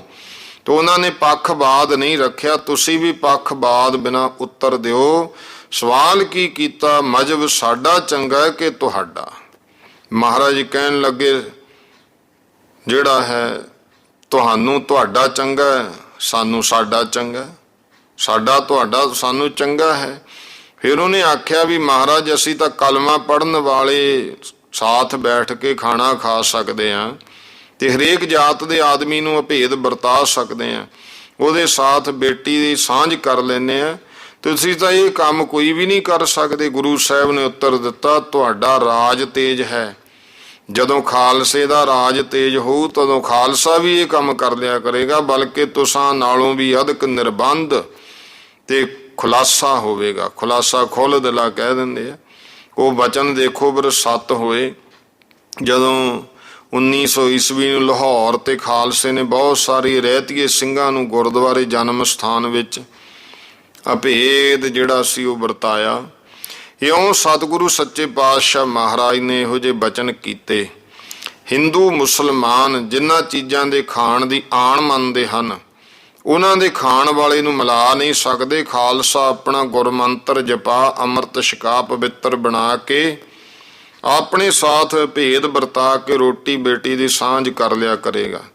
ਉਹਨਾਂ ਪੁੱਛਿਆ ਵੀ ਇਹ ਸਮਾਂ ਕਦੋਂ ਆਵੇਗਾ? ਮਹਾਰਾਜ ਕਹਿਣ ਲੱਗੇ, ਜਦੋਂ ਕਰਤਾਰ ਦਿਆਊਗਾ। ਇਸੇ ਤਰ੍ਹਾਂ ਹੋਰ ਕਈ ਤਰ੍ਹਾਂ ਦੇ ਬਚਨ ਬਿਲਾਸ ਸੁਣਦੇ ਰਹੇ। ਫਿਰ ਉੱਥੇ ਬੈਠੇ ਗੁਰੂ ਸਾਹਿਬ ਜੀ ਨੇ ਛਕਣ ਵਾਸਤੇ ਜਲ ਚਾਹਿਆ ਤਾਂ ਉਸ ਵੇਲੇ ਗੁਰੂ ਸਾਹਿਬ ਦਾ ਨਫਰ ਝਾਰੀ ਵਾਲਾ ਹਾਜ਼ਰ ਨਹੀਂ ਸੀ। ਬਾਦਸ਼ਾਹ ਦੇ ਇਸ਼ਾਰੇ ਨਾਲ ਸ਼ਾਹੀ ਨਫਰ ਨੇ ਸੋਨੇ ਦਾ ਗਲਾਸ ਠੰਡੇ ਜਲ ਦਾ ਭਰ ਕੇ ਜਦੋਂ ਗੁਰੂ ਸਾਹਿਬ ਦੇ ਅੱਗੇ ਕੀਤਾ ਤਾਂ ਮਹਾਰਾਜ ਨੇ ਉਹਦੇ ਵਿੱਚੋਂ ਉਂਗਲ ਧੋ ਕੇ ਗਲਾਸ ਮੋੜਤਾ। ਫਤਿਹ ਖਾਂ ਕਹਿਣ ਲੱਗਿਆ ਵੀ ਤੁਸੀਂ ਤਾਂ ਹਿੰਦੂ ਤੁਰਕ ਦੀ ਸ਼ਰ੍ਹਾ ਦੇ ਬੰਧਨ ਵਿੱਚ ਸਭ ਦੇ ਸਾਂਝਾ ਪੀਰ ਫਕੀਰ ਹੋ, ਇਹ ਜਲ ਕਿਉਂ ਨਹੀਂ ਤੁਸੀਂ ਪੀਤਾ? ਮਹਾਰਾਜ ਨੇ ਉੱਤਰ ਦਿੱਤਾ, ਹੁਣ ਸਮਾਂ ਨਹੀਂ, ਕਦੇ ਇਹ ਛਕਣ ਦਾ ਸਮਾਂ ਵੀ ਆ ਜਾਊਗਾ। ਫਿਰ ਹੋਰ ਰਾਜ ਕਾਜ ਤੇ ਜੰਗਾਂ ਯੁੱਧਾਂ ਦੇ ਪ੍ਰਸੰਗ ਚੱਲ ਪਏ। ਬਹਾਦਰ ਸ਼ਾਹ ਨੇ ਜਿਗਾ ਕਲਗੀ ਸਰਪੇਚ ਮੋਤੀਆਂ ਦੀ ਮਾਲਾ ਤਲਵਾਰ ਢਾਲ ਕਮਾਨ ਖਿਲਤ 31 ਪਾਰਚੇ ਜੋ ਸਾਰਾ ਸਮਾਨ 1.25 ਲੱਖ ਦਾ ਸੀ ਗੁਰੂ ਸਾਹਿਬ ਅੱਗੇ ਰਖਵਾ ਕੇ ਬੇਨਤੀ ਕੀਤੀ ਵੀ ਆਪ ਨੇ ਮੇਰੇ ਉੱਤੇ ਹਮੇਸ਼ਾ ਮਿਹਰਬਾਨੀ ਰੱਖਣੀ। ਗੁਰੂ ਸਾਹਿਬ ਵੀ ਉਸ ਸਮੇਂ ਸਤਿ ਸ੍ਰੀ ਅਕਾਲ ਗਜਾ ਕਰਕੇ ਫਿਰ ਇੱਥੋਂ ਮਹਾਰਾਜ ਉੱਠ ਖੜੇ। ਪਿਛਲੇ ਪਹਿਰ ਗੁਰੂ ਸਾਹਿਬ ਜੀ ਸਰਦਾਈ ਛਕ ਕੇ ਇਸ਼ਨਾਨ ਕਰਕੇ ਬਸਤਰ ਸ਼ਸਤਰ ਪਹਿਨ ਕਰ ਔਰ ਆਪਣੇ ਦੀਵਾਨ ਵਿੱਚ ਆ ਬੈਠੇ। ਆਗਰੇ ਦੀ ਤੇ ਆਲੇ ਦੁਆਲੇ ਗਿਰਦਨਵਾਈ ਜਿੰਨੀ ਸੰਗਤ ਹੈ ਬਹੁਤ ਇਕੱਠੀ ਹੋ ਗਈ। ਇੱਕ ਸਿੱਖ ਖੱਤਰੀ ਸੀ, ਉਹਦੀ ਮੌਤ ਹੋ ਗਈ ਤਾਂ ਉਹਦੀ ਇਸਤਰੀ ਸਤੀ ਹੋਣਾ ਚਾਹੁੰਦੀ, ਸੰਬੰਧੀ ਹਟਾਉਂਦੇ ਤੇ ਓੜਕ ਜਦੋਂ ਗੁਰੂ ਸਾਹਿਬ ਦੇ ਕੋਲ ਪੁੱਛਣ ਆਏ, ਮਹਾਰਾਜ ਨੇ ਆਖਿਆ ਭਾਈ ਸਿੱਖੋ, ਇਹ ਸਤੀ ਹੋਣਾ ਕੋਈ ਧਰਮ ਪਰੰਪਰਾ ਨਹੀਂ, ਇਹ ਆਤਮ ਘਾਤ ਹੈ। ਆਤਮ ਘਾਤੀ ਮਹਾਪਾਪੀ ਹੁੰਦਾ ਹੈ। ਇਹ ਮਨੁੱਖਾ ਦੇ ਬਾਰੰਬਾਰ ਹੱਥ ਨਹੀਂ ਆਉਂਦੀ। ਇਹ ਨਰ ਨਰੈਣੀ ਦੇ ਹੋਰ ਸਾਰੇ ਜੀਆਂ ਜਨਤਾਂ ਦੀ ਸਰਦਾਰ ਹੈ। ਇਸੇ ਵਿੱਚ ਸ਼ੁਭ ਕਰਮ ਜਾਪ ਤਪ ਕਰਕੇ ਸਵਰਗ ਦੇ ਭੋਗ ਭੋਗੇ ਜਾਂਦੇ ਹਨ। ਇਸੇ ਨਾਲ ਹੀ ਭਗਤੀ ਉਪਾਸਨਾ ਕਰਨ ਕਰਕੇ ਬੈਕੁੰਠ ਦੇ ਭਾਗੀ ਬਣ ਜਾਈਦਾ ਹੈ। ਬਾਕੀ ਸਤਸੰਗ ਕਰਕੇ ਬ੍ਰਹਮ ਗਿਆਨ ਦੁਆਰਾ ਨਦੀ ਦੇ ਸਮੁੰਦਰ ਵਿੱਚ ਸਮਾਉਣ ਵਾਂਗੂ ਫਿਰ ਇਹ ਜੀਵ ਪਰਮੇਸ਼ਰ ਵਿੱਚ ਭੇਦ ਹੋ ਜਾਂਦਾ ਹੈ। ਇਹਦੀ ਕਮਾਈ ਕਰੀ ਹੋਈ 3 ਲੋਕਾਂ 'ਚ ਭੋਗੀ ਜਾਂਦੀ ਹੈ। ਤੋ ਐਸੇ ਅਤ ਉੱਤਮ ਸਰੀਰ ਨੂੰ ਅਤੀ ਕਸ਼ਟ ਦੇ ਕਰਕੇ ਨਸ਼ਟ ਕਰ ਦੇਣਾ, ਇਸ ਬ੍ਰਹਮ ਹੱਤਿਆ ਤੋਂ ਵੱਧ ਕੇ ਹੋਰ ਦੱਸੋ ਕਿਹੜਾ ਮਹਾਪਾਪ ਹੈ। ਹੋਰ ਜੋ ਬ੍ਰਾਹਮਣਾਂ ਨੇ ਸਵੈ ਰਚਿਤ ਪੋਥੀਆਂ ਵਿੱਚ ਲਿਖ ਰੱਖਿਆ ਕਿ ਸਤੀ ਹੋਣ ਵਾਲੀ ਇਸਤਰੀ ਆਪਣੇ ਪਤੀ ਦੇ ਨਾਲ 10,000 ਬਰਸ ਭਾਵ ਸਾਲ ਸਵਰਗਾਂ 'ਚ ਨਿਵਾਸ ਕਰਦੀ ਹੈ। ਮਹਾਰਾਜ ਕਹਿੰਦੇ ਇਹ ਲਾਲਚ ਐਸਾ ਦੱਸਣਾ ਹੈ ਜਿਵੇਂ ਬਾਲਕ ਨੂੰ ਲੱਡੂ ਦੇਣ ਦਾ ਬਚਨ ਕਰਕੇ ਨਿੰਮ ਪਿਆ ਦੀਏ। ਭਾਈ ਸਿੱਖੋ, ਅਗਿਆਨੀ ਬਹਿਮੀ ਪੁਰਖ ਦੀ ਕਦੀ ਕਲਿਆਣ ਨਹੀਂ ਹੁੰਦੀ ਹੈ। ਇਸ ਤੋਂ ਪਰੇ ਅਗਿਆਨ ਤੇ ਬੇਸਮਝੀ ਕੀ ਹੈ ਜੋ ਪ੍ਰਤੱਖ ਦੇ ਭੋਗ ਸੁੱਖ ਜਿਉਣ ਨੂੰ ਛੱਡ ਕਰਕੇ ਪਰੋਖ ਵਸਤੂ ਦੀ ਇੱਛਾ ਕਰਨੀ।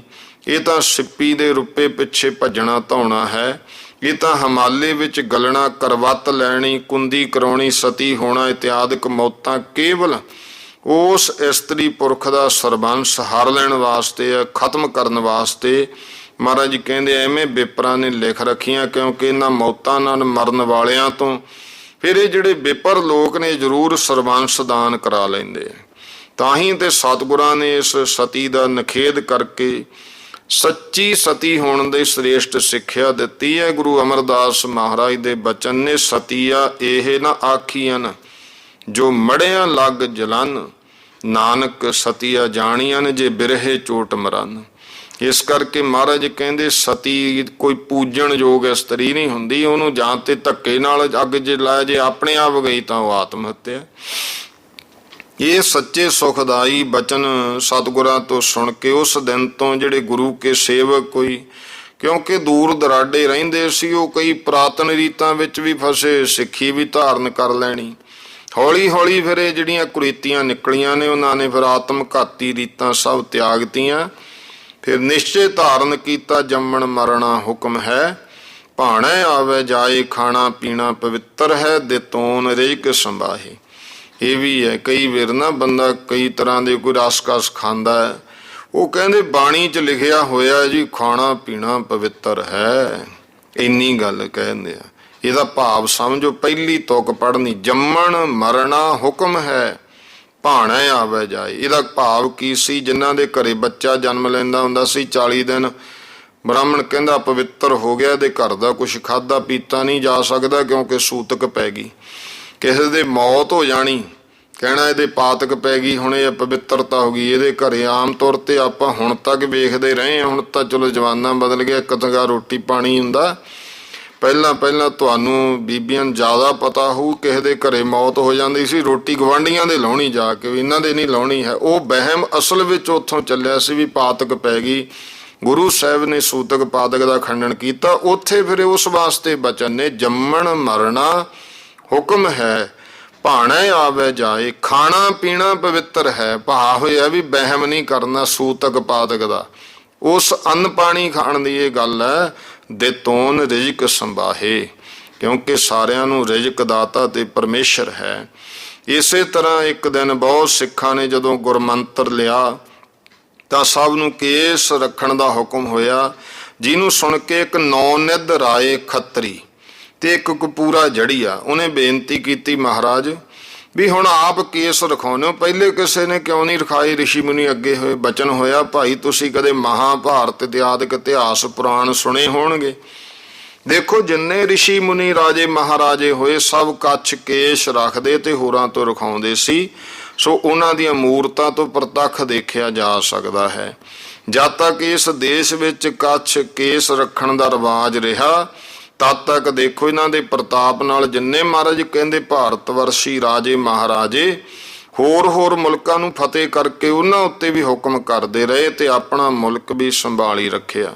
ਤਦ ਤੋਂ ਜਦੋਂ ਤੋਂ ਕੱਛ ਤੇ ਕੇਸ ਤਿਆਗ ਬੈਠੇ, ਉਸੇ ਦਿਨ ਤੋਂ ਪਹਿਲੇ ਬੋਧਾਂ ਨੇ, ਫਿਰ ਤਾਤਾਰੀ ਲੋਕਾਂ ਨੇ, ਫਿਰ ਭਾਰਤ ਵਾਸੀਆਂ ਤੋਂ ਹੀ ਆ ਕੇ ਉਲਟਾ ਭਾਰਤ ਖੰਡ ਹੀ ਖੋਹ ਲਿਆ। ਉਹ ਨਿਕਲੇ ਤੇ ਫਿਰ ਮੁਸਲਮਾਨਾਂ ਨੇ ਐਸਾ ਦਬਾਇਆ ਕਿ ਨਾ ਰਾਜਪੂਤ ਛਤਰੀਆਂ ਦੀ ਇੱਜ਼ਤ, ਦੌਲਤ, ਬਹੂ, ਬੇਟੀ ਕੋਈ ਚੀਜ਼ ਵੀ ਨਹੀਂ ਛੱਡੀ। ਇਸ ਵਾਸਤੇ ਅਸੀਂ ਹੁਣ ਉਹੀ ਕਦੀਮੀ ਰਿਵਾਜ ਕੱਛ ਕੇਸ ਰੱਖਣ ਦਾ ਹੁਕਮ ਆਰੰਭ ਕੀਤਾ। ਸੋ ਜੇਕਰ ਸਭ ਲੋਕ ਧਾਰਨ ਕਰ ਲੈਣ, ਮਹਾਰਾਜ ਕਹਿੰਦੇ ਪੱਕਾ ਭਰੋਸਾ ਹੈ ਰਾਜ ਪ੍ਰਤਾਪ ਭਾਰਤ ਵਾਸੀਆਂ ਦਾ ਫੇਰ ਵੈਸਾ ਹੀ ਹੋ ਜਾਵੇਗਾ ਜੈਸਾ ਅਸ਼ੋਕ ਤੇ ਚੰਦਰ ਗੁਪਤ ਔਰ ਆਪਾ ਸਾਹਿਬ ਆਦਿਕ ਰਾਜਿਆਂ ਮਹਾਰਾਜਿਆਂ ਦੇ ਸਮੇਂ ਸੀ। ਨਾਲੇ ਕੇਸ ਰੱਖਣ ਦਾ ਇਹ ਫਾਇਦਾ, ਮਗਜ਼ ਨੂੰ ਗਰਮੀ ਸਰਦੀ ਨਹੀਂ ਵਿਆਪਦੀ, ਚੋਟ ਤੋਂ ਬਚਾ ਰਹਿੰਦਾ ਹੈ। ਬਾਕੀ ਸਭ ਤੋਂ ਵੱਡਾ ਗੁਣ ਕੇਸ ਰੱਖਣ ਦਾ ਹੈ ਕਿ ਈਸ਼ਵਰ ਦੀ ਆਗਿਆ ਪਾਲਣ ਹੁੰਦੀ ਹੈ। ਆਪਣੇ ਮਾਲਕ ਦੀ ਆਗਿਆ ਪਾਲਣ ਜੈਸਾ ਹੋਰ ਕੋਈ ਪੁੰਨ ਨਹੀਂ ਤੇ ਆਗਿਆ ਭੰਗ ਕਰਨ ਵਰਗਾ ਕੋਈ ਪਾਪ ਨਹੀਂ। ਸੋ ਕੇਸ ਕਟਾਉਣ ਵਾਲੇ ਆਗਿਆ ਭੰਗ ਕਰਦੇ ਹਨ, ਰੱਖਣ ਵਾਲੇ ਪਾਲਦੇ ਹਨ। ਅਰ ਕੱਛ ਜੋ ਹੈ ਇਹ ਅਖਾੜੇ ਦਾ ਬਾਣਾ ਔਰ ਅਤੀ ਉੱਤਮ ਪਰਦਾ ਸਮਝ ਕੇ ਕਰਾਈ ਹੈ, ਤਾਂ ਹੀ ਸਭ ਸੂਰਵੀਰ ਪਹਿਲਵਾਨ ਪਹਿਨਦੇ ਨੇ। ਦੇਖੋ ਤ੍ਰੇਤੇ ਤੇ ਦੁਆਪਰ ਦੇ ਜੋਗੀਆਂ ਦੀਆਂ ਮੂਰਤਾਂ, ਉਹਨਾਂ ਨੂੰ ਜਿਨ੍ਹਾਂ ਤੋਂ ਇਹੋ ਹੀ ਬਾਣਾ ਸਿੱਧ ਹੁੰਦਾ ਹੈ। ਸੋ ਇਹ ਬਾਣਾ ਰੱਖਣਾ, ਧਰਮ ਦੀ ਕਿਰਤ ਕਰਕੇ ਖਾਣੀ, ਬਿਹਾਰਾਂ ਵਿੱਚ ਸੱਚ ਬੋਲਣਾ, ਆਪਣੇ ਬਿੱਤੋਂ ਬਾਹਰਾ ਕੋਈ ਕੰਮ ਨਹੀਂ ਕਰਨਾ, ਅੰਜਨ ਮੰਜਨ ਇਸ਼ਨਾਨ ਦਾਨ ਨਿਤਾ ਪ੍ਰਤੀ ਕਰਨਾ, ਅੰਮ੍ਰਿਤ ਵੇਲੇ ਜਪ ਜੀ ਜਾਪ ਸਾਹਿਬ ਇਤਿਆਦਿਕ ਬਾਣੀਆਂ ਜਿਹੜੀਆਂ ਹਨ, ਆਨੰਦ ਸਾਹਿਬ 5 ਬਾਣੀਆਂ, ਸਾਂਝ ਨੂੰ ਰਹਿ ਰਾਸ ਸੌਣ ਲੱਗੇ ਆਰਤੀ ਸੋਹਲਾ, ਇਹ ਜ਼ਰੂਰ ਪੜ੍ਹਨੇ। ਧਰਮਸ਼ਾਲਾ ਸਾਸੰਗ ਕਥਾ ਕੀਰਤਨ ਵਿੱਚ ਹਮੇਸ਼ਾ ਜਾਣਾ ਹੈ। ਸ੍ਰੀ ਗੁਰੂ ਗ੍ਰੰਥ ਸਾਹਿਬ ਜੀ ਬਿਨਾਂ ਹੋਰ ਕਿਸੇ ਮੜੀ ਮਸਾਣੀ ਕਲਪਤ ਦੇਵੀ ਦੇਵਤਾ ਪੀਰ ਫਕੀਰ ਅੱਗੇ ਸਿਰ ਨਹੀਂ ਝੁਕਾਉਣਾ। ਭੁੱਖੇ ਨੂੰ ਅੰਨ ਦੇਣਾ, ਮਾਣ ਸਤਿਕਾਰ ਅਧਿਕਾਰੀ ਗੁਣੀ ਪੁਰਖ ਦਾ ਕਰਨਾ ਹੈ। ਸਦਾ ਨਿਮਰਤਾ ਭਾਵ ਵਿੱਚ ਰਹਿ ਕੇ ਸਵਾਸ ਸਵਾਸ ਸਤਨਾਮ ਵਾਹਿਗੁਰੂ ਦਾ ਸਿਮਰਨ ਕਰਦੇ ਰਹਿਣਾ। ਚੁਗਲੀ ਨਿੰਦਾ ਵਕੀਲੀ ਕਿਸੇ ਦੀ ਨਹੀਂ ਕਰਨੀ। ਆਪਣੀ ਪਰਾਰਬਧ ਉੱਤੇ ਸ਼ਾਕਰ ਰਹਿਣਾ। ਅਕਾਲ ਪੁਰਖ ਦੇ ਭਾਣੇ ਨਾਲ ਲਾਭ ਹਾਨ ਜੋ ਵੀ ਹੋਵੇ ਉਸੇ ਵਿੱਚ ਖੁਸ਼ ਰਹਿਣਾ। ਕਮਾਈ ਦੇ ਨਫੇ ਵਿੱਚੋਂ 10ਵਾਂ ਹਿੱਸਾ ਧਰਮ ਹੇਤ ਜ਼ਰੂਰ ਖਰਚ ਕਰਨਾ ਹੈ। ਬਾਕੀ ਆਪ ਤੇ ਮਾਤਾ ਪਿਤਾ ਆਦਿਕ ਸੰਬੰਧੀਆਂ ਨੂੰ ਛਕਾਉਣਾ ਹੈ। ਇਤਿਆਦਿਕ ਸਰਬ ਥਾਂ ਲੋਕ ਪਰਲੋਕ ਦਾ ਸੁਖਦਾਈ ਤੇ ਸਹਾਇਕ ਐਸਾ ਫਿਰ ਉਪਦੇਸ਼ ਕੀਤਾ, ਜਿਹਨੂੰ ਸੁਣ ਕਰਕੇ ਸਾਰੀ ਜਿਹੜੀ ਸੰਗਤ ਸੀ ਉਹ ਮੰਨ ਗਈ। ਇਸੇ ਤਰ੍ਹਾਂ ਹੀ ਇਹ ਫਿਰ ਕਪੂਰ ਚੰਦ ਜੜੀਏ ਖੱਤਰੀ ਨੌਨਿਧ ਰਾਏ ਭਾਈ ਧਰਮਦਾਸ ਇੱਕ ਉੱਥੋਂ ਦਾ ਹੋਇਆ। ਉਹਨਾਂ ਨੇ ਹੋਰ ਕਈ ਬੇਨਤੀਆਂ ਕੀਤੀਆਂ ਨੇ, ਉਹ ਆਪਾਂ ਹੁਣ ਕੱਲ ਅੱਗੇ ਪੜ੍ਹਾਂ ਸੁਣਾਂਗੇ। ਸਮਾਂ ਹੋ ਗਿਆ ਸਮਾਪਤੀ ਦਾ। ਭੁੱਲ ਚੁੱਕ ਦੀ ਖਿਮਾ ਸਰਬੱਤ ਮਾਈ ਭਾਈ ਉਚਾਰਨ ਕਰੋ ਜੀ। ਵਾਹਿਗੁਰੂ ਨਾਮ ਜਹਾਜ ਹੈ ਚੜੇ ਸੋ ਤਰੇ ਪਾਰ, ਜੋ ਸ਼ਰਧਾ ਕਰ ਸੇਵੰਦੇ, ਗੁਰ ਪਾਰ ਉਤਾਰਨ ਹਾਰ। ਵਾਹਿਗੁਰੂ ਜੀ ਕਾ ਖਾਲਸਾ, ਵਾਹਿਗੁਰੂ ਜੀ ਕੀ ਫਤਿਹ।